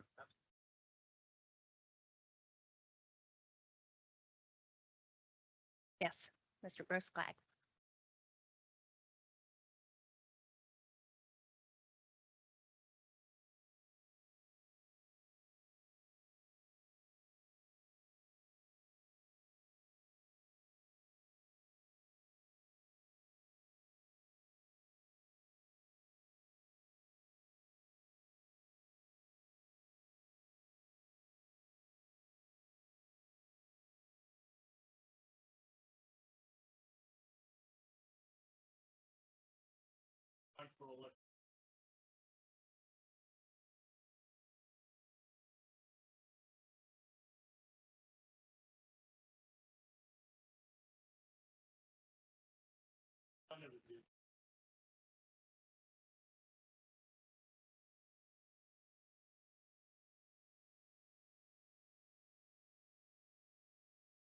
Great question. Would like to tackle that. So that's a great question. At the risk of, well, it doesn't matter. I'm transparent in front of the boss anyways, especially because he's looking at me wondering if I was going to say I'm not transparent, right? So, yeah, okay, yeah. Thank you, Brad. Is this okay? My hair good? Okay. Hey, so spectacular question, and the reality is no, I do not have a dashboard for my third, fourth tier, fifth tier suppliers that is telling me where things are. Conceptually, where my focus is, one of the things that keeps me up late at night is strategically, where is my sources of supply coming? Where is that residing geopolitically? And what will come to bear when the fight starts? For critical items, we do have a checklist, if you will, I'm generalizing it, to identify, hey, where I need resiliency and I need to make sure that I've got a good posture on what's going into my critical systems.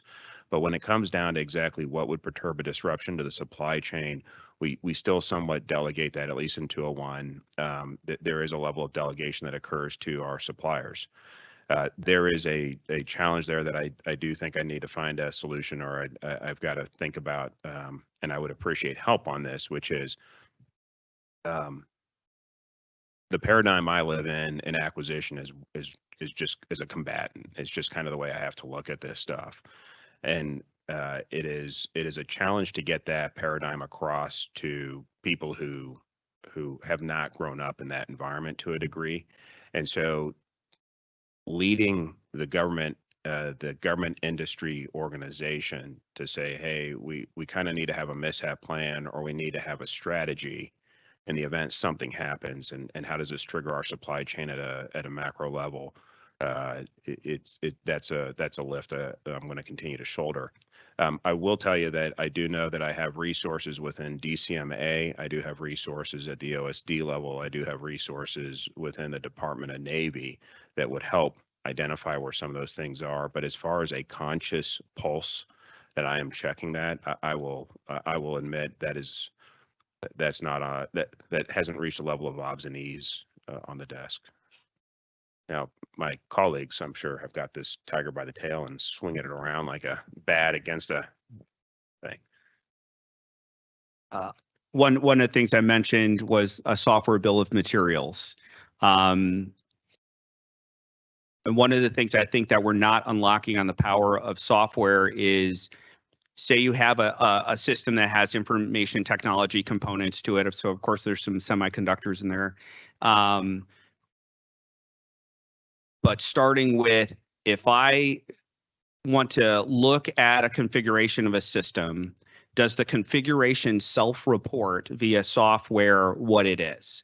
So if I dial into my computer and I say, hey, computer, or computer system that's connected to a tablet and a server, and there's a laptop in there in my mission planning world, that's what the fleet is working with.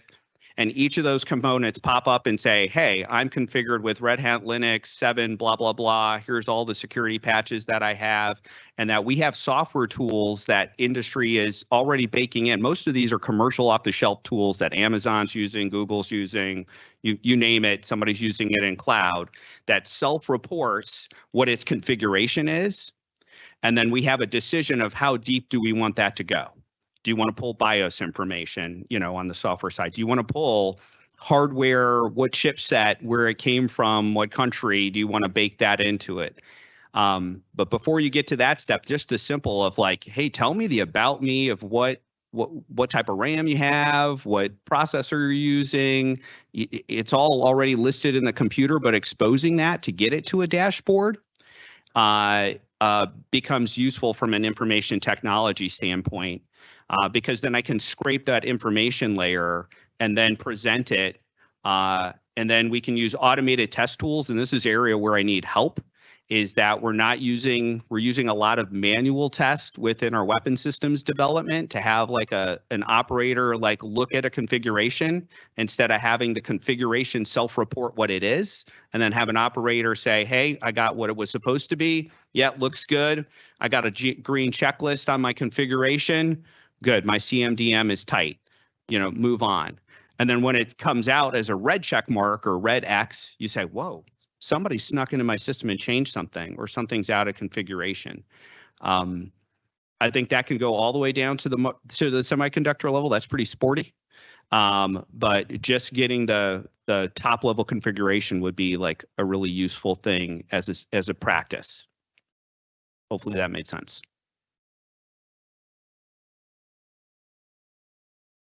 I think I'd offer up the observation that over the last couple decades, NAVAIR primarily focused on engineering practices, design ideas, and tailoring of some of those things. And what we've seen post-COVID is a need to pivot and have a deeper understanding of the supply chain.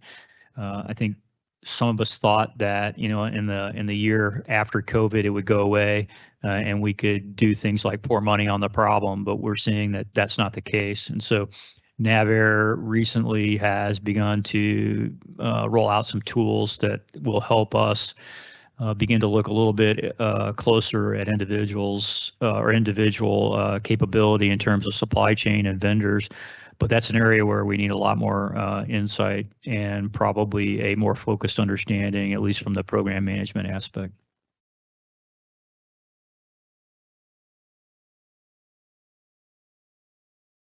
So I'd go with, I feel we live in a reactive world of DMS mess.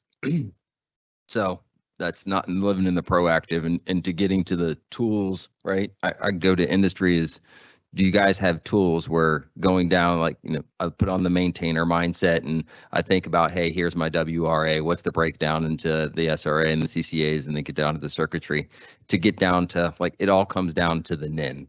So if I could track the NIN throughout all of the system and then be on the supply side to say, okay, hey, this, whether I'm on industry side or I'm on the government side, that this part is now going to become a problem, and it is at the microchip level or the circuit level, right?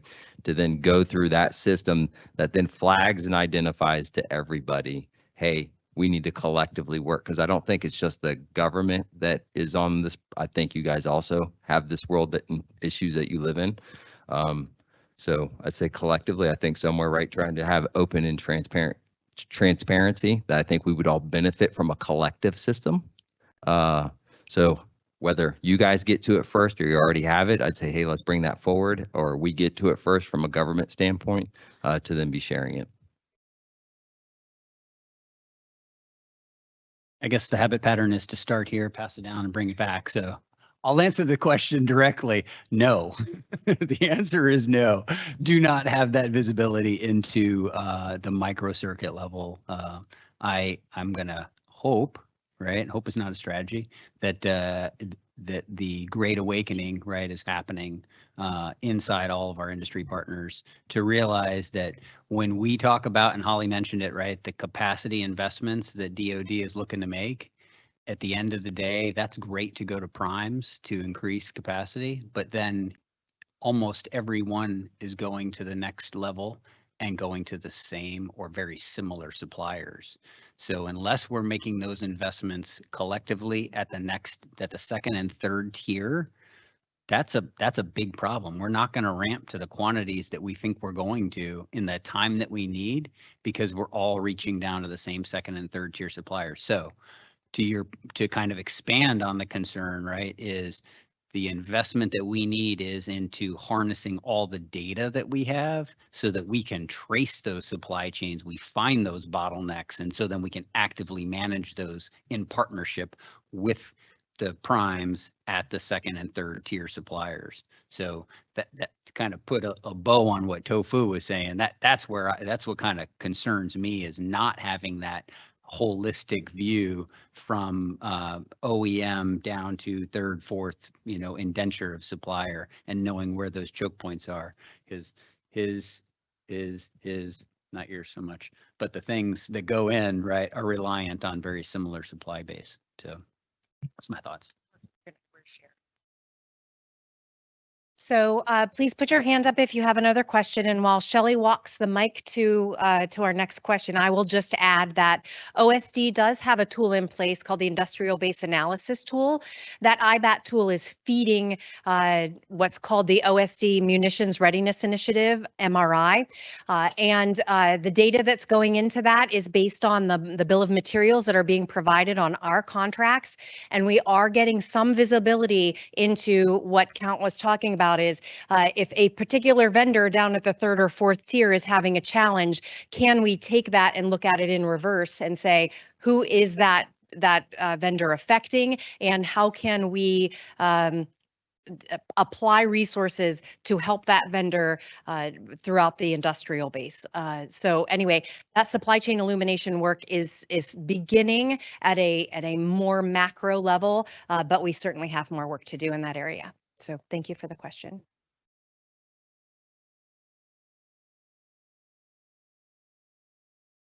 Hey, Tofu, you've mentioned a couple times, and this kind of goes to Alex's point too, the need to concurrently address capability and capacity. So with that in mind, what is going on within the PEO to leverage additive manufacturing to aid in capacity development?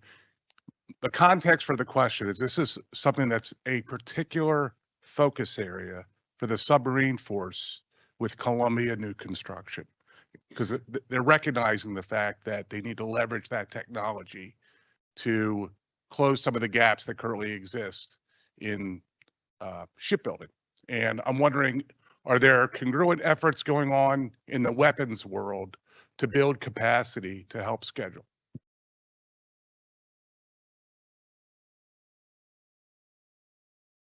Great question. I'm not the PEO, but I'm just going to throw that out there. He's my boss, so not going to speak for the PEO. But at a more specific answer on that one, within the PMA 201 portfolio, I am actively open to hearing where additive manufacturing comes to bear, and that is where that right now what I am doing is I'm putting out the target, I'm putting out the mission objective that we need to do for our capability, and then I'm asking industry, tell me the best way to get there. And let's have a frank, transparent conversation about it. Additive manufacturing has got a lot of capability on it. Fundamentally, the concept provides you the ability to be agile in what you produce, right? Shift from one to the other. It additionally is a holdback. It is slower than when you mass produce using die and cast material. You're unable to sit there and just punch out 1,000 things by moving the machine. So you save on tooling, but you reduce your throughput, right? Your throughput, I think is the way I should pronounce that. So with that, I think that there's a balance there, and that's where I need industry to come to me and say, here's the fence. If you're going to be producing more than this, we think this is the case. If you want to produce at this level, here's where the additive manufacturing comes in on the sweet spot. I need expertise in the area to tell me how that works on the industrial engineering side. Additive manufacturing, we tend to talk additive. There's also reductive forms of additive manufacturing. We run into material science challenges. So if I have a piece of metal that's coming through an ingot, we're reducing it back down into a thing. Hey, we understand that science. It's like when we had metal jets. We knew the stress strain curves. We understood how much life we had left based on looking at formers and non-destructive inspection, right?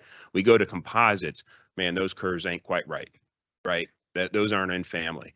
And so now we're working off of a lifetime, or we're looking off of tickers on different things that happen. When we look at the additive manufacturing, we got to run into that same conversation on getting them through qual to say that we're good on the safety and margin that's required. Once again, it's going to require experts in the field that are transparent, that say, hey, let's walk through a little bit of learning on this with our gateholders or our stakeholders on that. Another aspect of additive manufacturing, Stephen Farmer's right there.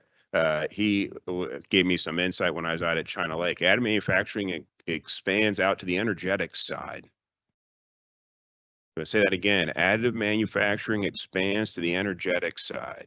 So if you are producing a rocket motor and you need to have different pulse, if you need different energy output, right? Even if you don't, the question I'm going to ask in general is, how much volume is wasted? I've got a tube, I put the goop in it. The rocket motor guys love it when I say it. Rocket motors are easy, goop in the tube, right? But if there's space in that tube, additive manufacturing, is there a thing there? And then when we talk about capacity and production rate, this is where I'm not going to tell you I've got data to tell you this, but the questions I would be asking the experts is additive manufacturing the backbone of how we produce weapons when we need to get capacity, or is it a garnish to provide surge, right? And is that where we would have to say this is going to go in the additive manufacturing line and this isn't?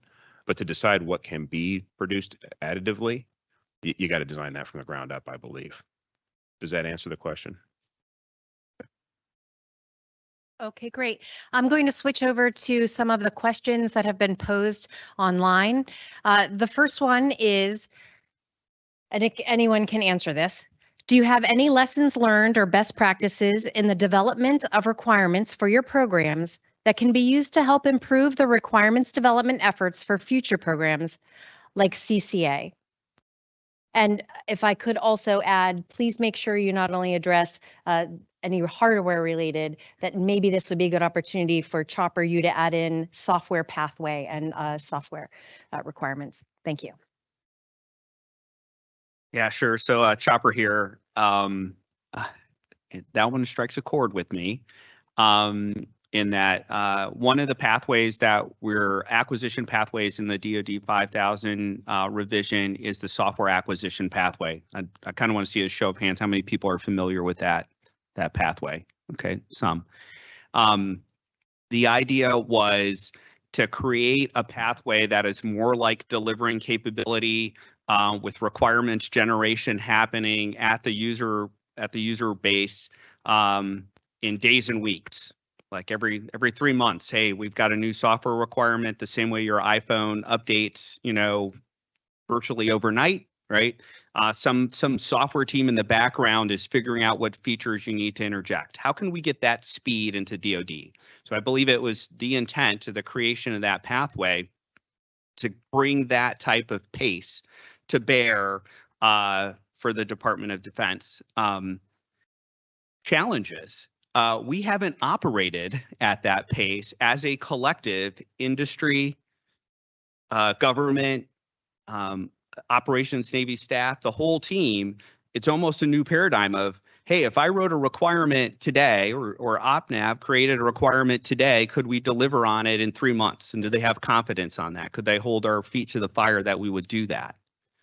Pretty tough if you have to build something, but with software, it's really is possible. But we have a lot of challenges in wow, that's a mental shift. Like as an acquisition community, we can deliver capability just by moving electrons around the same way you do on a phone in 3 months or in a month. The organization is still adapting to that type of pace. And so I see that in the generation of requirements at many levels.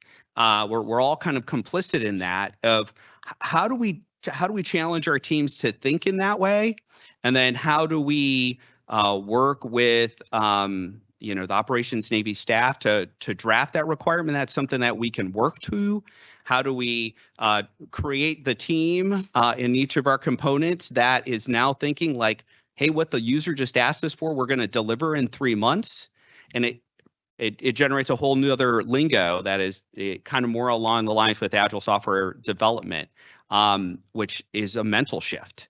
So I don't know, in the answering the question about requirements, if we as an industry government team throughout have made the mental shift to say it is possible to deliver a new warfighting capability through the power of software in 3 months.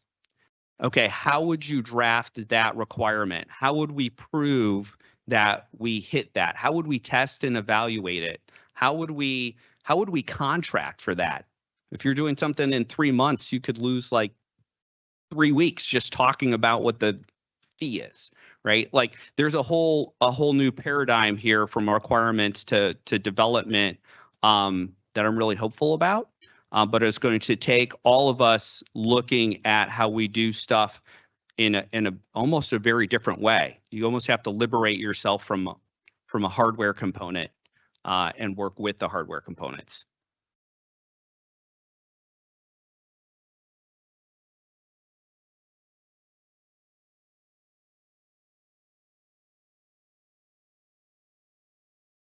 So I'll go with mid-range capability from the Army in regards to, getting something out the door rapid, right? Don't ask me what the acronym RICTO stands for, but they did it under the RICTO office. And to me, when I take that back and I step away from it and I think about, okay, how was this achieved? And like many things that get achieved quickly, it was with a focused group that was their priority. They understood what their priority was, and that was the direction they were marching. And when things kind of, all the other stuff gets all shiny, no, that other stuff has to stay off to the side and you still stay focused on the one thing. So I would put that helping your team, whether it's you as the PM or the PEO or everybody else in this process, helping your team stay focused on those the number one priority, and remembering what you're supposed to be delivering in the time frame you're supposed to be delivering it. Trying to do that 1,000-plate spinning thing that many of us try to do, that doesn't work out so well. There's the idea that a lot of us can do multitasking well. The example is we all know our ABCs and we all know our 1, 2, 3. So if I tried to get you to do A1, B2, right, I couldn't do it for more than a few seconds. So I would put that to the team. So I think it's a leadership aspect in making sure priorities get set and that you focus appropriately. So kind of like what Mike just said, I'll even boil it down simpler. KISS principle applies. But the second S is not stupid, it's stable. Keep it simple and stable, right? I think that's what you're talking about, right? Keep the requirements very basic, very straightforward, and very stable over time.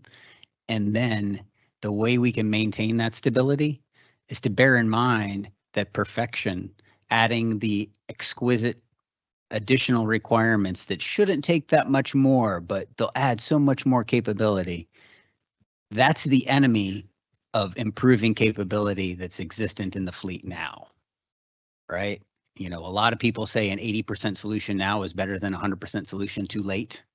I think that completely applies in the requirements process because too often are we, enticed to expand the requirement set to just do one more thing or just add this little extra. But if we keep it simple and stable, and remember that perfection is going to be the enemy of what the fleet has now, I think we'll go a long way into accelerating our delivery of product. Okay, great. I'm going to take one more question from Teams, and then I know we have a question in the audience to get to. So this question is for Tofu. The question is, the N98 OpNav weapons folks have been talking about acquiring a low-cost, high-capacity effector for a few years now. From 201's perspective, has there been any traction on this? And do you have any desires on what you'd like this to look like? And is there a timeline on when industry may see any requirements?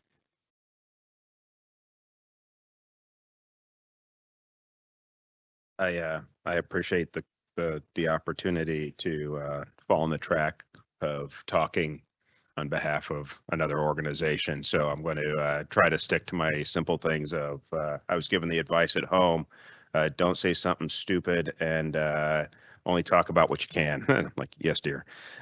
So Thank God she's around. I owe her a lot. She also said, "Don't say bad words." I said that's not a guarantee. So so what I can talk about on low cost, the low cost vernacular that they use there, I'm going to simplify it to low cost capacity munition. The OpNav is going through their process of identifying exactly what that needs to look like, what the requirements will be that come into play on that. I do not have an official timeline on when that's going to come out. I will tell you that from a working level, what I'm seeing is we are looking at that. Okay, now speaking from PMA 201's perspective, things that I typically talk about apply to any future development that I'm going to be looking at, right? And so where I need help with industry, right? And Count had a great point. The KISS principle is the last S is really good, right? Stable. So what I would recommend to take into consideration on any future to include a low cost type thing is modularity is probably pretty important. Actually, I'm not going to understate it anymore. I think modularity is extremely important because of the return on investment of plumbing that in early and the ability to maintain pace with the threat very easily. Let's talk about finances, low cost. That's extremely important. Let me talk about the other concept, magazine depth. Magazine depth. Okay, magazine depth typically is measured in volume and it's measured in how many specific rounds you can get in there. It's not the way we're looking at it. It's not the way we talk about it inside the office, and it's not the way we talk about it on this table. We talk about magazine depth as numbers of targets serviced. Numbers of targets serviced. If I have something that is low cost and a bunch of them, but it takes a bajillion of them to hit a target, that's not a deep magazine. Not a deep magazine. The way I kind of characterize it is I don't have a belt-fed ammunitions production facility attached to an aircraft carrier, right? I've just got what I've got. So the magazine depth, the way we're getting our head around that is we're saying, what is the number of targets that can be serviced? So as you look at the low-cost modular, the low cost is a key thing aspect of it, right? The capacity is a key aspect of it. I would also say you got to be thinking a little bit about, hey, what is the mission effectiveness on it? And that goes back to what's the end state that we're looking for on those types of things. OpNav has not come out with an official requirement to us yet. I do not have a timeline on that. I do know that we are talking and we're interested to hear what industry has along those lines so that we're prepared as far as market research goes. But I don't have anything committal to say, hey, if you guys were to invest, I can tell you there's an opportunity for return at this point. Is that fair? Does that answer the question? Okay. I think as best as we can at this time. All right, so we have about 6 minutes left, and I know we have a question in the audience, so I'm going to bring the mic down, and then please make sure you address to whom you'd like to have answer the question. Thank you, Holly. So first off, really want to thank Admiral, you and the PMs coming in and your staff. Phenomenal. This is the second industry day I've attended. First Admiral Chevy's, and this is phenomenal. Your engagement of industry. So thank you. This is a two-part question, kind of like the Tomahawk briefed yesterday, 5A and B, and then different aspects of it. First part of the question, I'm Dave Davis, and I'm with NSI, so we have a pretty good feeling for what PEO UNW does. We've been the cost estimating prime contractor for the last dozen years. We work for Dave Volpe and the team, and we have great insight into the portfolio of UNW. We've been through issues like this in the past, certainly not to the threat that you've briefed in the last 2 days. Incredible insight. Years ago, I was in one of the program offices and we had a very challenging thing, get the capacity up. And I was too ill-informed, and I learned this after 2 years, that to get my capacity up, to fill the magazines and to get the price down, I had to meet the minimum sustainment rate of the OEM. And I was given some very keen gouge to go see leadership. So I saw Jim Mead in contracts and asked him about a multi-year contract.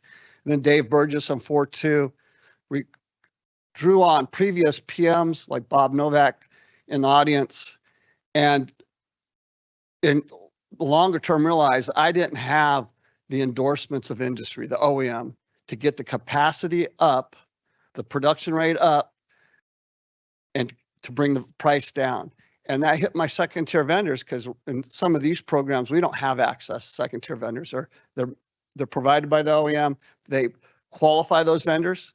They do first article inspection. So you got to get the capacity up, the production up, and a MAC contract, multi-year contract's best way to do it. But I didn't have that endorsement at the time from Mr. Stackley, ASNRDA. So the first question is, do we have the endorsement, captains and admiral, from ASNRDA N96, 7, and 8 to bring with the resources to do this?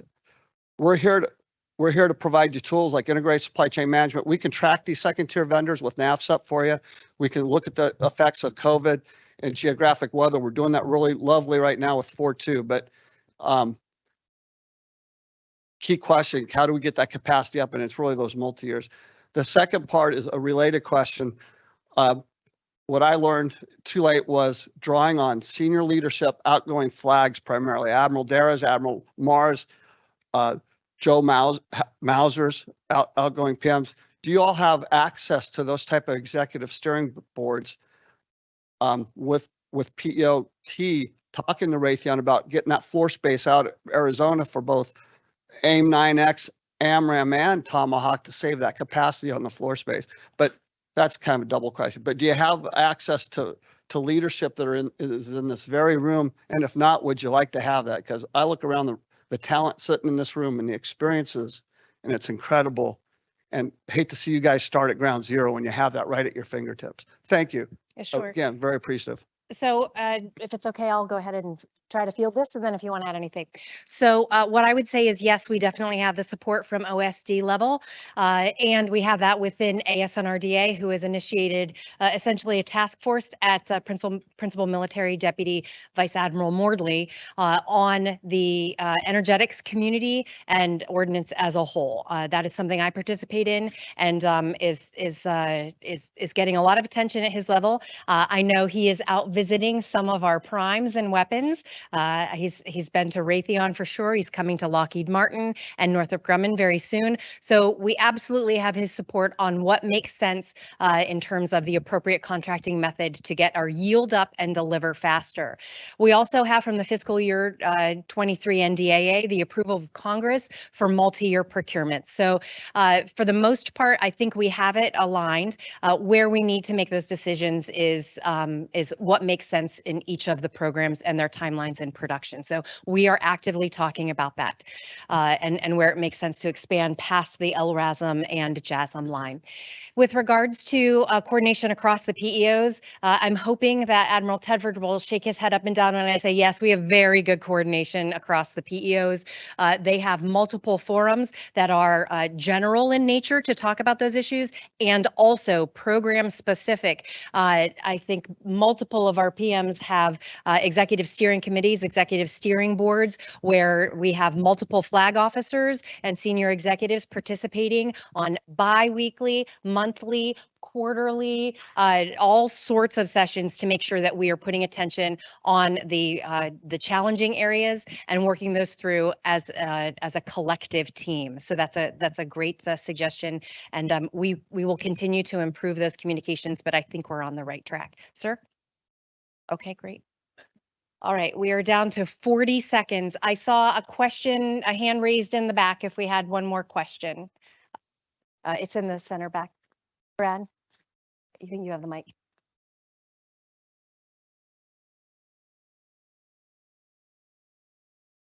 "25 seconds. How do we, try not to make this sound like a whine, how do we bring to you pricing information that is updated versus typically what we see in the market research for recruiting the personnel to deliver the exquisite, rapid, all these things that you guys said you want? How do we better explain the recruiting issues that we're all, including all of you, going through to get to those solutions? Thank you.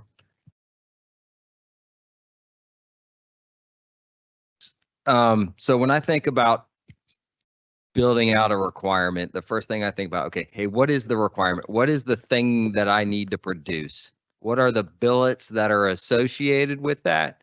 And then for those billets, what are the personnel that are involved in that process to then go to, okay, how much time do I need to then of those people? And then you have the bill of materials things over here. So being a maintainer by trade, manpower is one of those things that I've done throughout my entire career. So I would say define the requirement, associate the billets to that requirement, help us understand the work year association, and then there's the cost estimating that industry does to be able to grab that talent and the cost of the talent, right? And then there's what the government can afford in regards to talent. Those may not always be equal, right? That's the simple view that I would take from where I sit. And that is what I ask of my team when they're coming to like, hey, here's the cost association.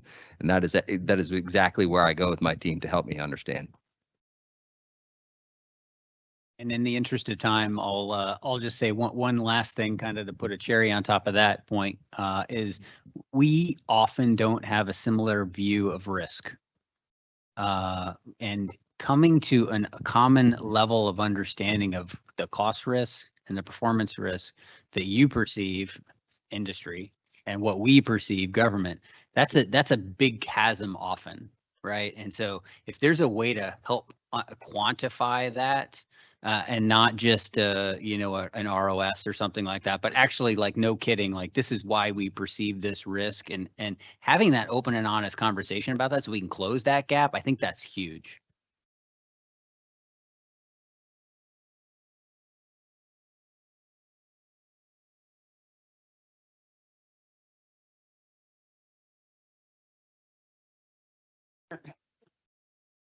So this isn't giving me points on the thing, sir? No. Okay. Okay. It's not going to help. That's standard. Mouse moving is not helping. Hey, so let me ask the question. I'll just be blunt. Why aren't you? What's holding you back? What's holding you back on telling us that, right? If it's a trust thing, get straight with us at the sidebars or something else. Tell us to help to Count's point. I can't be more violently in agreement on this one. Like we don't know what we don't know. And if there's a risk and you're able to articulate it, help us learn to understand exactly what that is. We're going to ask to pick up the other end of the stick, which is there is a financial limitation we have. We just have to be honest about that. That probably didn't help, but all right.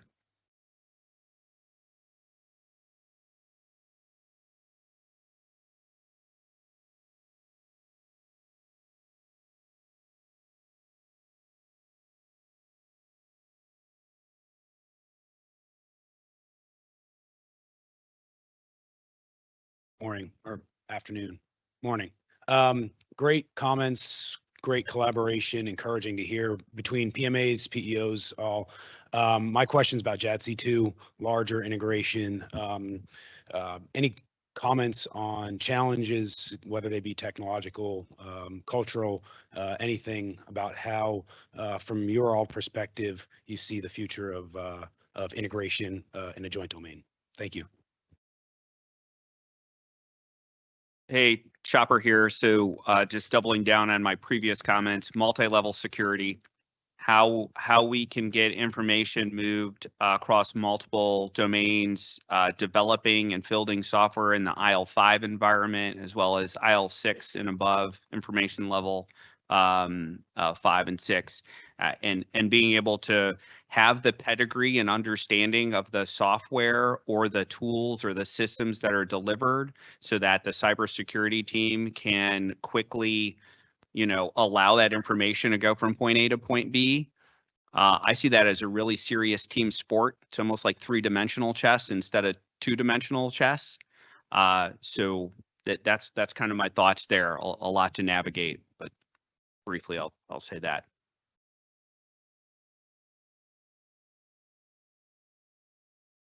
I think you hit the nail on the head in your question, right? I think at the end of the day, JADC2 is a cultural challenge. Services coordinating, services leveraging each other's investments, services going against their parochialism of the not built here or not built by me attitude. I think that is going to be quite possibly the hardest thing to overcome. And all the technical things aside, we're really smart people as a country, as a defense industrial base. We can solve these technical challenges. It's getting over ourselves and our egos in the services to close the gaps. All right, thank you. For those on Teams, if we did not get to your question, we will attempt to answer those and provide a response back in the live Q&A dialog box. What I'd like to do is take just 1 minute per program manager and count. You're going to start. So, all right. And to give us their 3 key messages that they want you to take away. Each of those key messages should be no more than 12 to 15 words and should fit within 60 seconds. All right. Go. 57 seconds. Got it. I'm going to leave you with one thing. And that is our people are our most valuable resource. And we need to collectively invest in them so that we can win. Right? The American spirit is alive and well in all of us. And I ask each of you to keep bringing new folks in, just lighting the fire of innovation in them and bringing them to recognize that defense industrial work is cool, right? That is a thing. So please take that back. Make the workforce that's coming in behind you even more passionate than you are and more interested in winning even than you are.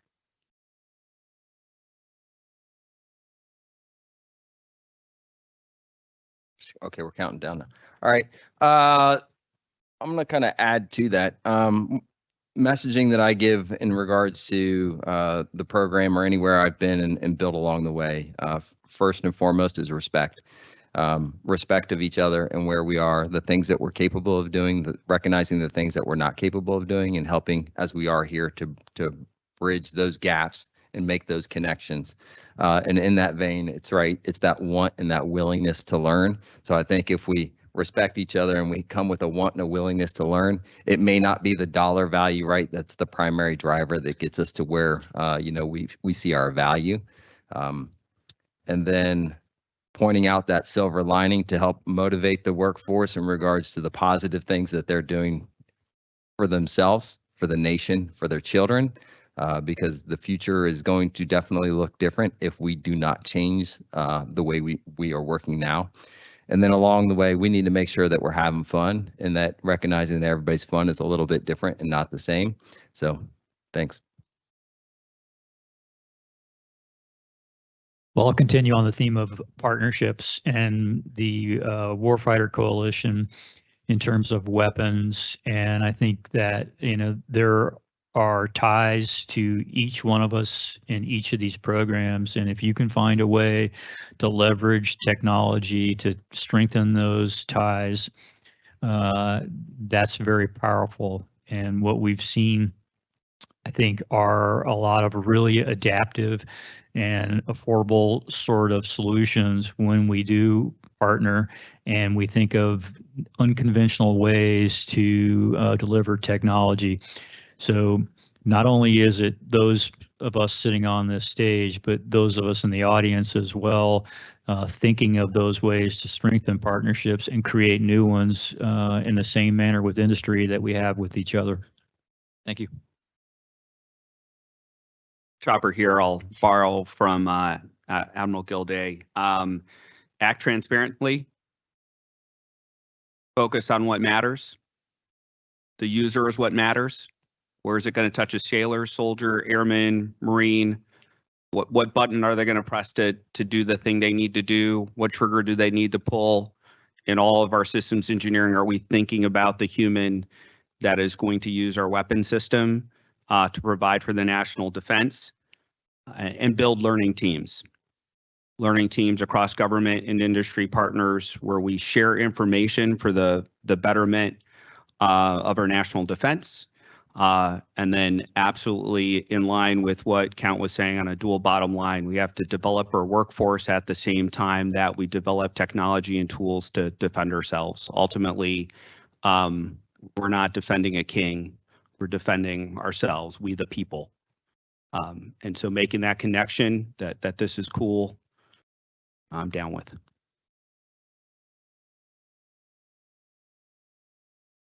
Timer started. I was checking just to make sure Brad was on point. Three key messages. Schedule's key. Schedule is key / be prepared. Nation needs to be prepared. That is why schedule is extremely critical in my view. Second point would be capability equals capacity. Capability equals capacity. Something that's exquisite, but we only have one of is not a capability. It is a neat thing for a museum. If I have capacity of something that doesn't work, that's awesome. It's a doorstop, right? So very generalized terms on that. And then the last one that I continue to we echo in the office: the enemy is out there. The enemy is not in this room. The enemy is out there. And that goes in line with, we got to make sure that we recognize that the game, the fight does not end in a certain year. It's ongoing. We need to make sure that we're developing, we're regenerating our team collectively to make sure we're dominant into the future. I'd like to say thank you to our panel members. I would also like to thank the audience for your great questions and those also coming from teams. And you can start my time now. So more so than ever, and certainly in the past 3 decades, the time is now. The time was yesterday. It was the day before yesterday. It was 2 years ago. And as the Admiral says, we have the industrial base today that we have bought and paid for. It is not the industrial base that we need now and moving forward. And so I look forward to, and I know Admiral Tedford looks forward to building relationships, not only with our primes, but all of our suppliers so that we can do our 3 goals: deliver more weapons, deliver weapons of high quality faster, and deliver capabilities faster, including our weapons, our targets, our decoys, our mission planning environments, our aids and tools. It is critical that we do this now. Thank you for your time. I hope you enjoyed the panel.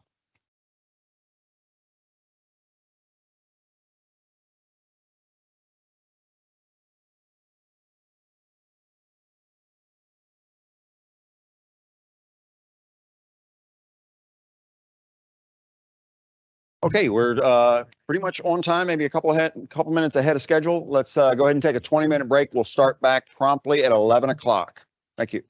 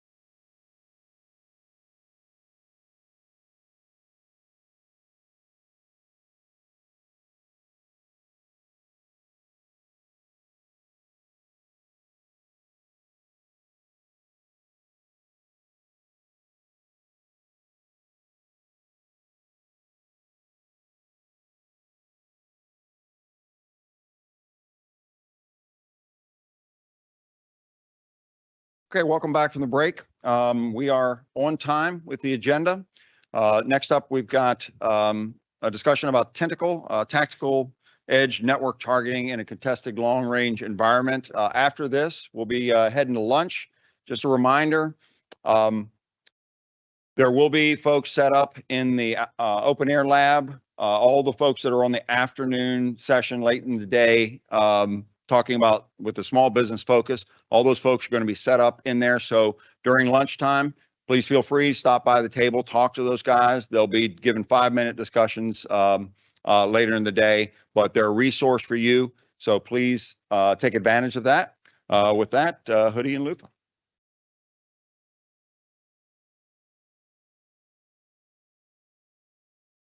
Good morning, everyone. Again, if you weren't here yesterday, I'm Paul Hood. I'm the DPEO for Advanced Technology for PEO UNW. I wanted to take a moment to call out the team too. So in the back of the room, Mr. Glenn Ritchie, he's the assistant deputy in my office. Tim Boehm here is contract support for us in San Diego. So we have that connectivity back to San Diego. Andrew Starnes is in the back of the room.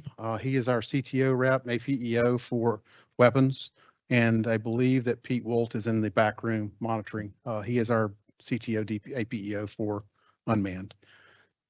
Got Lieutenant Commander Lufa Gerda here from PEO C4I. And again, as we talked about yesterday, this is this cross-functional team that we've tried to operate on when we are trying to figure out how to accelerate capabilities to the fleet is cross-cutting. We have multiple PEOs. We have multiple services that we're working with. We're working across our PEOs internally.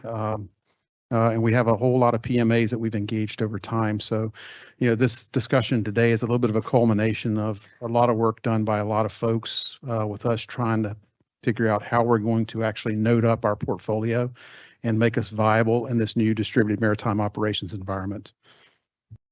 A little bit, we'll talk about a little bit of process today as we start thinking in terms of acceleration. And we'll also talk a little bit about lessons learned. I don't believe these slides are streaming, so when we get to some of the lessons learned, some of the bulletized slides, I'll actually read those for the benefit of folks that can't see them. Otherwise, we'll press on.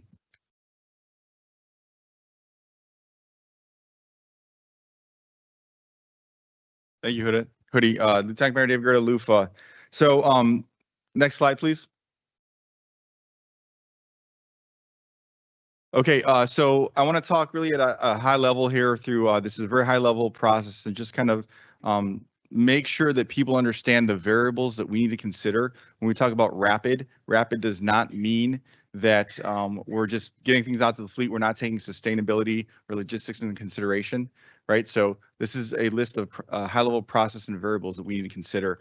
For example, if you look at where the number one is with your warfighting requirements, your operational requirements, and your sustainment requirements, right? Taking those requirements, those needs into consideration, getting those solidified, locked down. A lot of challenges we have at times are we're moving so far ahead that we don't have requirements written in stone, right? And so how do we work through that? How do we get those requirements, pull the fleet, pulse the fleet? We get those through experimentation, your different exercises, and Texas, right? Different ways of identifying these gaps, taking those gaps, turning them into requirements, and then taking your different acquisition variables into consideration with your different contracting, your funding, your weapons inventories, right? Your different industrial capabilities that you have, right? Taking all those considerations in, and then the most important that I tend to see, or that we tend to see when designing, developing, testing, and deploying your different technologies are, have we taken the 5 R's into consideration? Your rearm, right? So how do we rearm once we've gone Winchester and shot and fired all of our weapons? How do you refuel the capability, right? How do you repair? Is the repair done at the OEM? Is it done at the depot, or is it done on the flight line?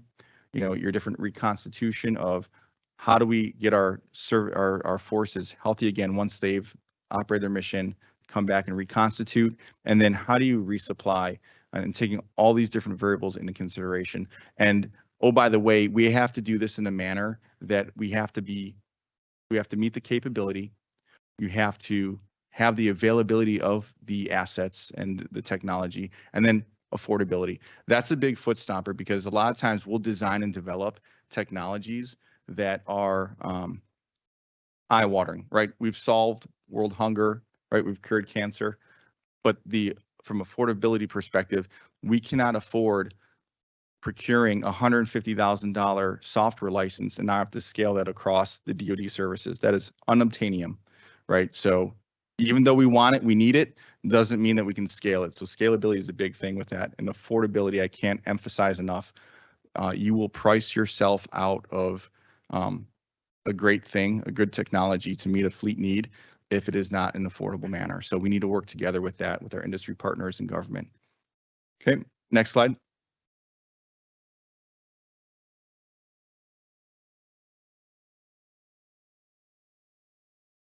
Next slide, please.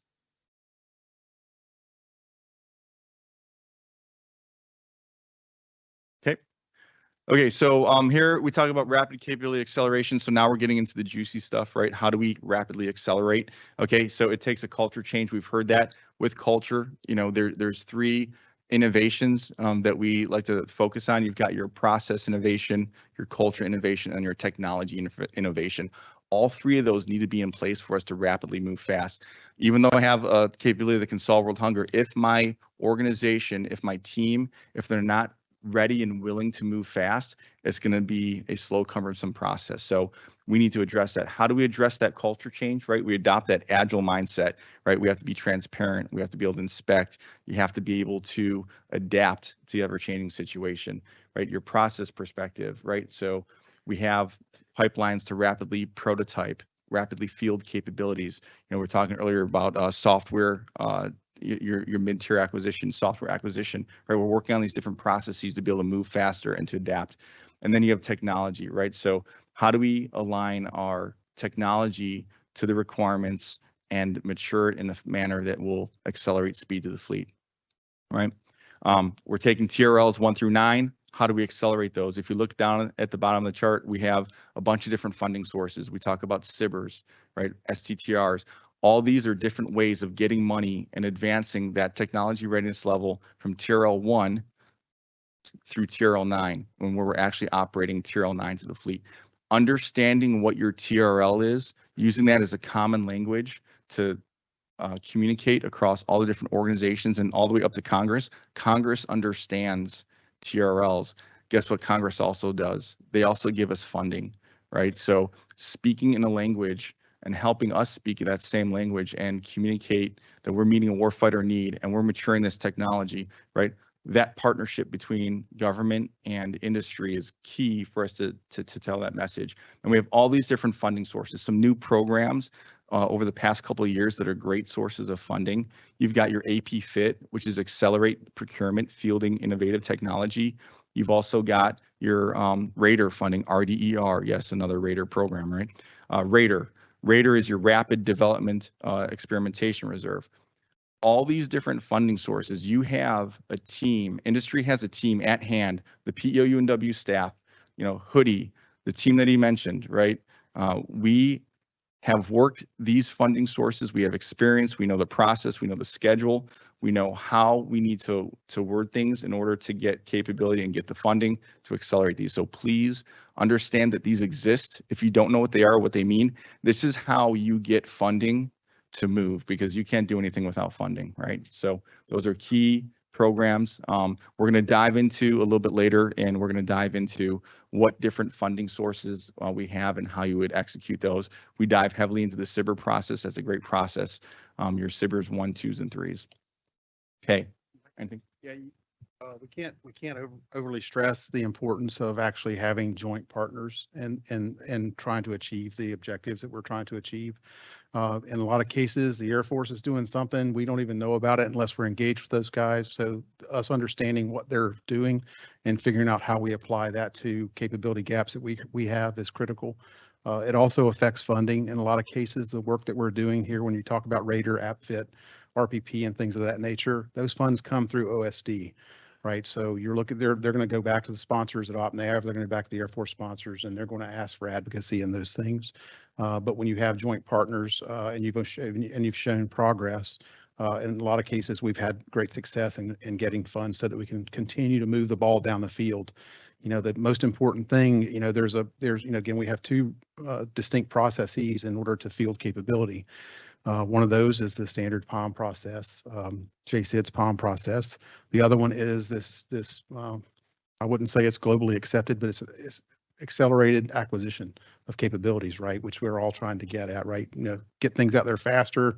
I hate to use the word fail, but you know, don't be afraid of failing so that you can learn and move on and iterate, right? That's how we're going to get learning, knowledge, fleet feedback, and make systems better. But again, it's critical that we actually work across the services and that we engage industry as multi-service, which we've had, again, great success in doing over the last few years. Next slide, please. So at a high level, we've found that there's three main accelerators that we need to take in consideration as a team, right? So the first one is you have to be resourceful in getting resources, right? So all those different funding sources that we talked about, we're going to go through an example of how each one of those funding sources, how we leverage those to make a rapid acceleration capability like Tentacle a reality, right? So be resourceful with how you get your resources. Okay, that's critical. We gave you the laundry list of different ways of getting funding. Now it's up to us to put a strategy together to execute that. Secondly, you have to do your homework. Understand the requirements, get engaged, work with your representatives in the different organizations, understand the requirements, and do your homework. And from there, be aware of the timeline. Do I need this capability now? Do I need it tomorrow? Or do I need it in the future, right? So as we talk about fight tonight, fight tomorrow, et cetera, and out to the future, understand where your capability is meeting the requirement and when it's meeting that requirement, okay? And then the third one is really at the end of the day, be agile, right? So I talked about that transparency, inspection, and your adaptation. So being agile, having and executing those sprints where you have your sprint planning, right? You do your sprints, integrate, you work, you involve yourself, you collaborate with the team, you're developing that transparency, right? We're moving into an era where we're going to have government teams, industry teams, co-located, dispersed, right? We have to communicate in a secure manner using the right infrastructure at the appropriate classification levels, right? We need to make sure that we're collaborating and communicating. We use that and then we use agility and agile to do the how do we maintain that collaboration? How do we work through at the appropriate security levels and communicate and meet the requirements and the needs of the fleet? And so those are the three main accelerators that we have. The government is not perfect, right? We are legitimately here to help. The teams here, the captains that were speaking earlier, right? Their teams, their staffs, the entire NAVAIR, NAVOR, DoD team, we all care and we want to deliver capable of the fleet so our sons, daughters, you know, husbands, wives can return home safely. So with that, Hoodie, over to you, sir.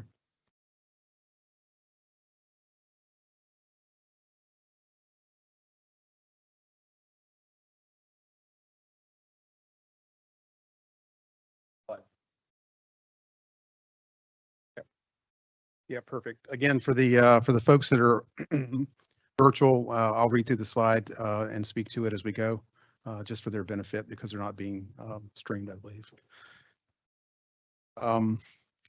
Tentacle, we've said that word a lot of times, right? Tactical edge network targeting in a contested long-range environment. When we first caged that term, Admiral Corey, prior to Admiral Tedford, gouged us and said it's way over 5 letters. That's a mouthful, right? But we finally have gotten an acceptance that we have this thing called Tentacle. In the next slide, I'll get into a little bit more of the flow of how we got here. But in effect, what we were doing in the early stages of Tentacle is attempting to figure out how do we node up our portfolio, right? We are not viable unless if we have ISR platforms downrange or kinetic platforms downrange that we can't communicate with. Fleet release statement, the way it kind of flowed was, the fleet developed what they called a tactical edge network statement of need. We were engaged with those guys when they developed that, and that's where we got what we would call a requirement for an accelerated capability, was through that statement of need.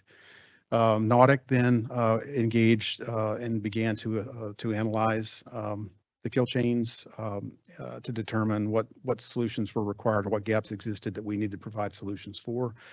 In the meantime, as an advanced technology team, we're constantly polling industry to understand what the realm of the possible is with respect to any component of the C5 or ISR or T or kinetics, et cetera. So it was kind of a divine providence, if you will. Things lined up nicely, and we were asked by the fleet to engage in a long-range fires working group. Pink is sitting over here. He was working with us at that point. He had a capability that he was trying to push forward. Things lined up, and we ended up with an instantiation that I'll show on the next slide as well. That was more aligned to an urgent requirement as opposed to how do we proliferate this across any platform in the NAE or in our portfolio. To respond to the fleet need, it was a multi-PEO, actually multi-service effort. We're working with the Global Strike Command and the Air Force. We've been engaged with the StratCom and C3 guys. PEOT and PEO UNW work very closely together because the application was a TAC air platform. We have weapons that are engaged in the kill chains, right? So we have to figure out how we provide relevance to those weapons. So that was our piece of it. Even though the evolution of that networking capability came out of the advanced tech team here in PEO UNW. The first instantiation again was a TAC air platform, which took it to the different PEO. Minimum viable product, right? I think Lufa might have foot stomped that. Maybe we will again later in the briefing. But you got a minimum viable product, which is okay. What's good enough, right? And I think there's a balance that has to be struck here. What is good enough? And understanding good enough means that you have to be engaged with the fleet. You have to be engaged with the OpNav folks. You have to be engaged with your technical teams, and you have to determine of the realm of the possible what pieces of the capability do they need to execute a mission function in some given time frame. The most critical component of ensuring, if you were here yesterday, you heard me say this, right? Defining modularity and openness early on, even in the S&T phases, at least start talking about that, because the last thing we wanted to do here was provide a single instantiation that was a one-trick pony. The idea was to get it fielded, continue to evolve different comm channels or different capabilities, and then be able to flow those into the architecture without going back to a long, drawn-out engineering, recurring engineering process again. So again, trying to get to accelerated, and a lot of the lessons that we've learned throughout this process is, how do we actually change the culture? How do we engage differently? How do we engage more broadly? Because if we don't do that, we're not going to be able to achieve sustained success in accelerating capabilities to the field. Technical architecture provides a robust and resilient communication capability to create platform nodes across PEO, UNW, and the NAE. Right? Again, that's what we were hoping for, and that's what we're driving to now that we've gotten through that first instantiation. Technical architecture enables rapid integration of current and future C5 ISR and T components to expand organic connectivity and enable connections in the non-organic networks. Again, trying to expand to a broader group of operations across a very large distributed battle force. Next slide.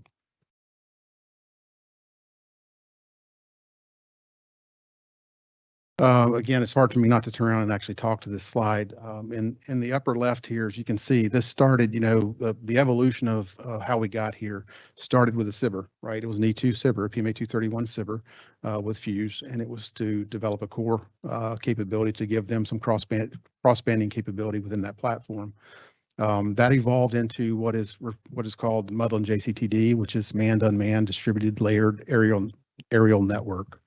Right, that was a JCTD, and not long after getting in the office, I was pulled into that JCTD as a transition manager for the Navy side. Under surrogate demonstrations, the first surrogate demonstrations really were technical demonstrations, right? So that was, can we make this thing work? Let's fly it. Kind of getting your feet under you about as to whether or not you can actually achieve your goals. We were successful in doing that. Went on to the operational demonstration, had success in the OD. And again, the stars aligned around this point because I was trying to figure out, okay, of this JCTD, what am I going to transition? We were looking at a lot of different things, again, CDL, different comm channels, aperture development, small form factor aperture development, things like that. A lot of things were going on. At that point, when we realized that we had a statement of need that needed to be answered, the one thing that I figured we could pull out of the Muddle and JCTD and inject into a form factor that would fit that TAC Air requirement was the core, which is the Fuse core, which is the basis of our core architecture at this point. We were able to get an RPP through, Rapid Prototyping Program through OSD with our joint partners.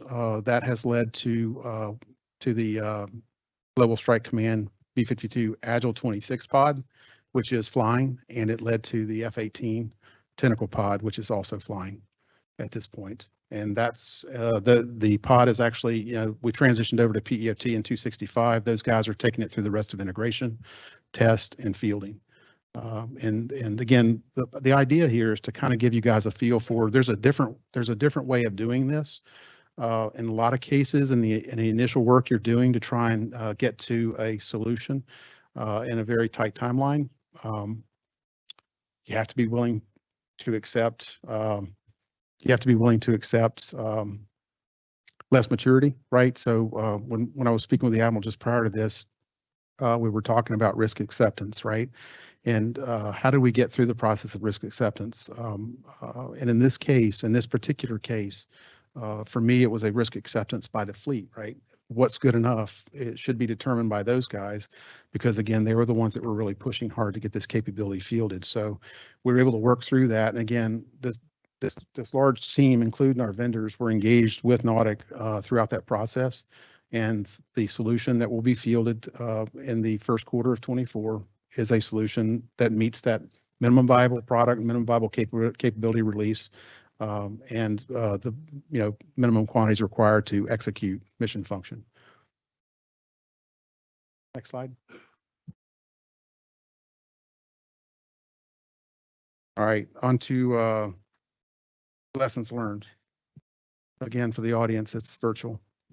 Navy SIBRs are integrated within the program offices, have the highest likelihood of transition to a platform. You guys have probably, industry included, have probably heard a lot about, hey, why aren't we transitioning things that are coming out of that SIBR process? It's a very low transition rate, et cetera. A lot of that has to do with making sure that you identify a capability that meets a need and that needs to be transitioned to a specific form factor or platform. Over the last years, I don't think we've done a great job of doing that. And as a result, we get things that are great technologies, but they're not in a form factor that we can actually utilize on a desired platform. I believe that's a self-healing process. There's a lot more engagement with ONR now, and we're trying to work through how do we do this better. Transition into one platform can be a gateway to other platforms. Yes, and that's exactly what the intentions from day one were. Start off with how do we node up our portfolio? How do we give it resilience and redundancy in doing so? And how do we build something that's actually sustainable that we can keep in the field and accelerate upgrades over time? How do we distribute that to other services, other service platforms, or other platforms across the NAE? And that's some of the work that we've been doing over the last 2 years is, what applications are required. And a lot of it's got to do with ensuring that OpNav is aware. Ensuring OpNav is actually aware of what capability is required, what capability can be provided, and when we can actually provide it.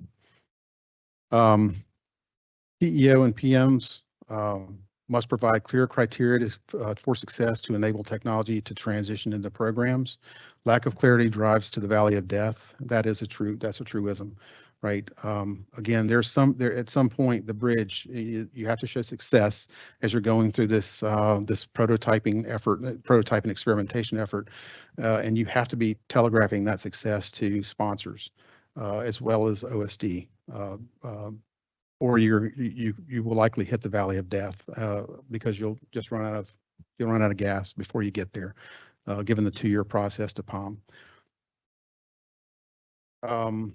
Frequent updates to government transition agents and recipients is required for visibility and renewed transition commitment. That is critical. Again, that the government industry team has got to be in lockstep, and we have to communicate again with all the components, whether it's S&T, OpNav, other services, et cetera, in order to maintain the momentum that we start with.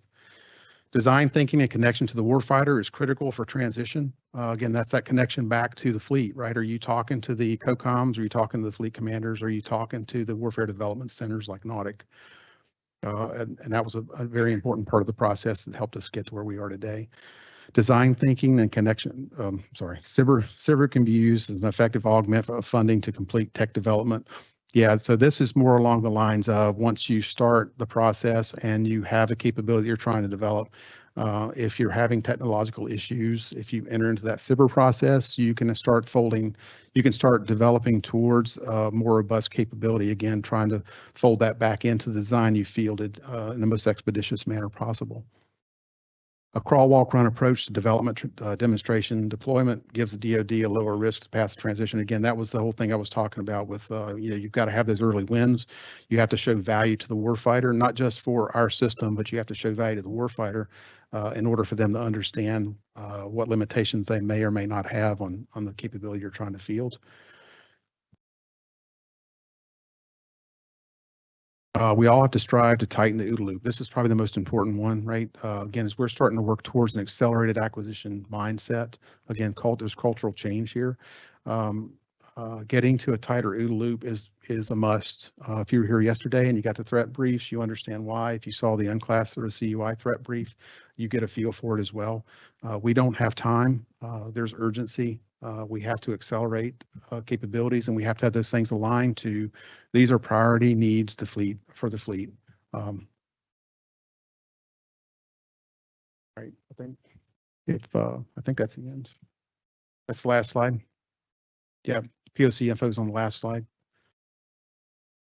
All right, let's see how much time do we have, Glenn? 3:42. We can take questions.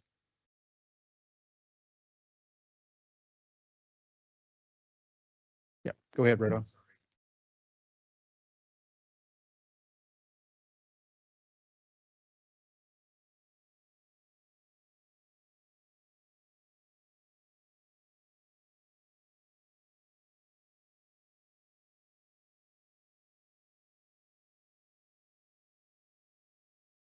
A lot of what you talked about required some changes in behaviors and outlooks and things like that, and how we actually do some of these things and how we get the rank and file on the bus when it comes to adopting this accelerated kind of culture.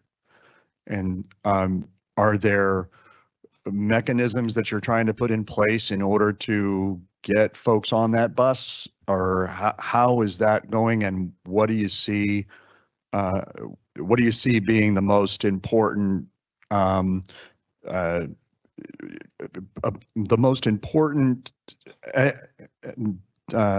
edicts, if you will, to change those behaviors and to get that kind of a culture? Obviously, it's very, very much in need. Got it. Thank you, sir. So I think one of the big mechanisms is your digital engineering, right? So getting, at the end of the day, leadership, Congress, whoever's making a decision, they need enough data to make a data-driven decision to meet the need, right? So how do you provide that data as industry, right? So early on, your measure twice, cut once. So how do we build in a modeling and simulation? How do we run through pertinent simulations? How do we accelerate in a digital environment? And that's one of the key mechanisms that I've seen. If you have a strong M&S team and you're designing and you're building a virtual component, that's a key enabler for us to accelerate much faster.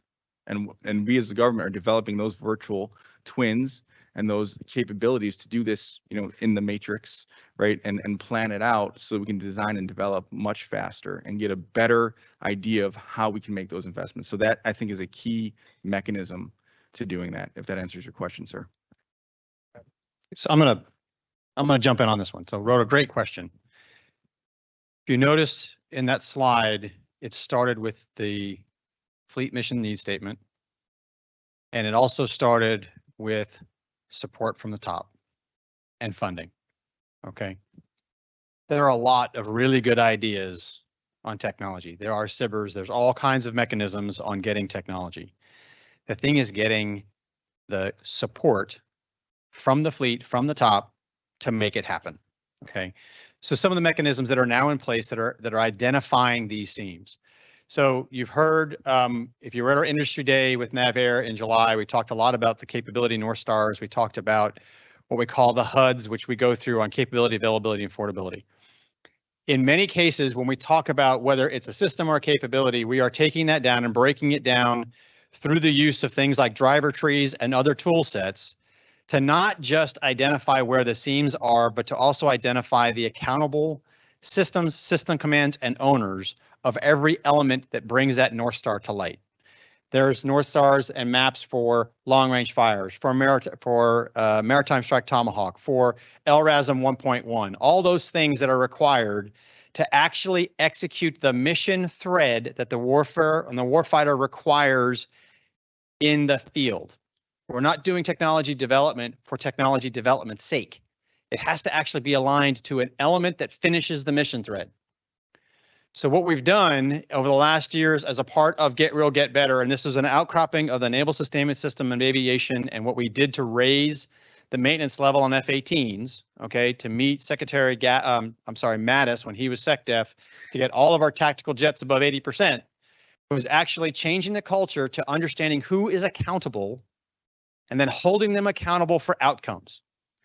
So part of this is getting to that type of understanding. Right, and truly understanding where the seam is and where the need is. In this specific case with Tentacle, Nautic identified and knew exactly what the gap was in the kill chain. We had technology that was available to solve the gap in a rapid fashion, and that got leadership's attention to solve the problem. Okay, that created alignment from top to bottom. We found money top to bottom, and then we aligned the engineering resources to actually execute and pull it off. But we did it because it was filling a direct capability that the fleet required now.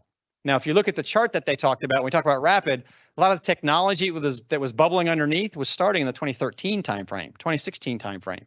So if you went from 13 to 23, you'd say that's not rapid. That's 10 years, right? So a lot of how do we get after and what mechanisms are now in place to accelerate rapid technology transition is one, we have a threat that is driving urgency into the system to close the gaps and seams. The thing that we have to work on from my perspective, where I sit in the conversations I'm in, is prioritizing which gaps we're going to close first, because we do not have the resources to close them all at the same time. Okay, so the Get Real, Get Better, and the transparency that we are having at all levels of the service. Okay, and actually you'll hear terms like embrace the red. Okay, in aviation, for those of you who are non-aviators in the room, in aviation we've been embracing the red forever because that's how we brief and debrief. Okay, and it doesn't matter if you're the commanding officer or you're the new guy. If you make a mistake during a flight, you get called out on it in the debrief. We're applying this culturally throughout the Navy. Okay, the idea is to actually get after and identify those outcomes. And you've heard some of our PMs earlier today talk about what are the things that matter most, which is the problem set that you have to solve first to make a difference. And if you can get that nut cracked and understand exactly what it is, then you have the horsepower to do exactly what these gentlemen did. Okay, because I have the mic and I'm allowed. Okay, many of you may not realize, and just as another example, PMA 201, with the help of Hoodie as well as Don Sheehan and some others in our office, we went with Harpoon missile systems in 48 days, from demand signal to bang last spring when the Ukraine conflict started. 48 days, we had Harpoons in Ukraine being used operationally and engaging Russian surface vessels in the Black Sea. 48 days. Now, part of that was because we had third-party suppliers. We had all the piece parts for the very limited capability that we're putting together, and Ukraine accepted all of the risk. We were literally welding angle irons in the back of Toyota Tundras to launch Harpoon missiles. But that was the innovation and ingenuity it took because of the environment that Ukraine found themselves in. Now, can we constantly replicate that? No. Okay. It worked for Ukraine because they accepted all of the risk. And that was important to what Hoodie mentioned, is that who and at what level is accepting what level of risk to be able to go fast. For certain systems, it's relatively easy. For weapons, it's not.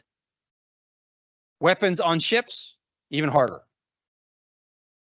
Okay, so the ability to go fast is there, but you got to have the buy-in from the top, which we can get.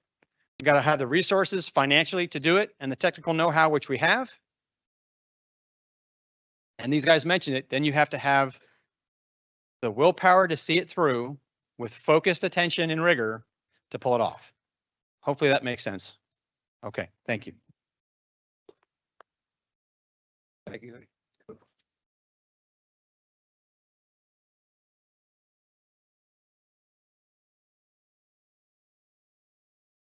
Okay, we're going to take a lunch break. We'll be back at 1300. Just a couple quick things. If you want to take a tour of the SMART building, Mr. Copenhaver should have a table set up in the back. And all of our small business focused speakers should also be set up at tables. So at lunchtime, if you want to run by there, say hi to them, chat with them. And then this afternoon, again, we'll start at 1300 and leading into a panel discussion. Then I will be covering the white paper submission process, which I think you all probably want to hear. And then we talked a lot about SBIRs, SBIR, Small Business Innovative Research Grants. The SBIR office is our first speaker in the small business section. They have a table set up in the back as well. So you can get more details if you don't, if you're not intimately familiar with the SBIR process. With that, we'll be back at 1300. Thank you.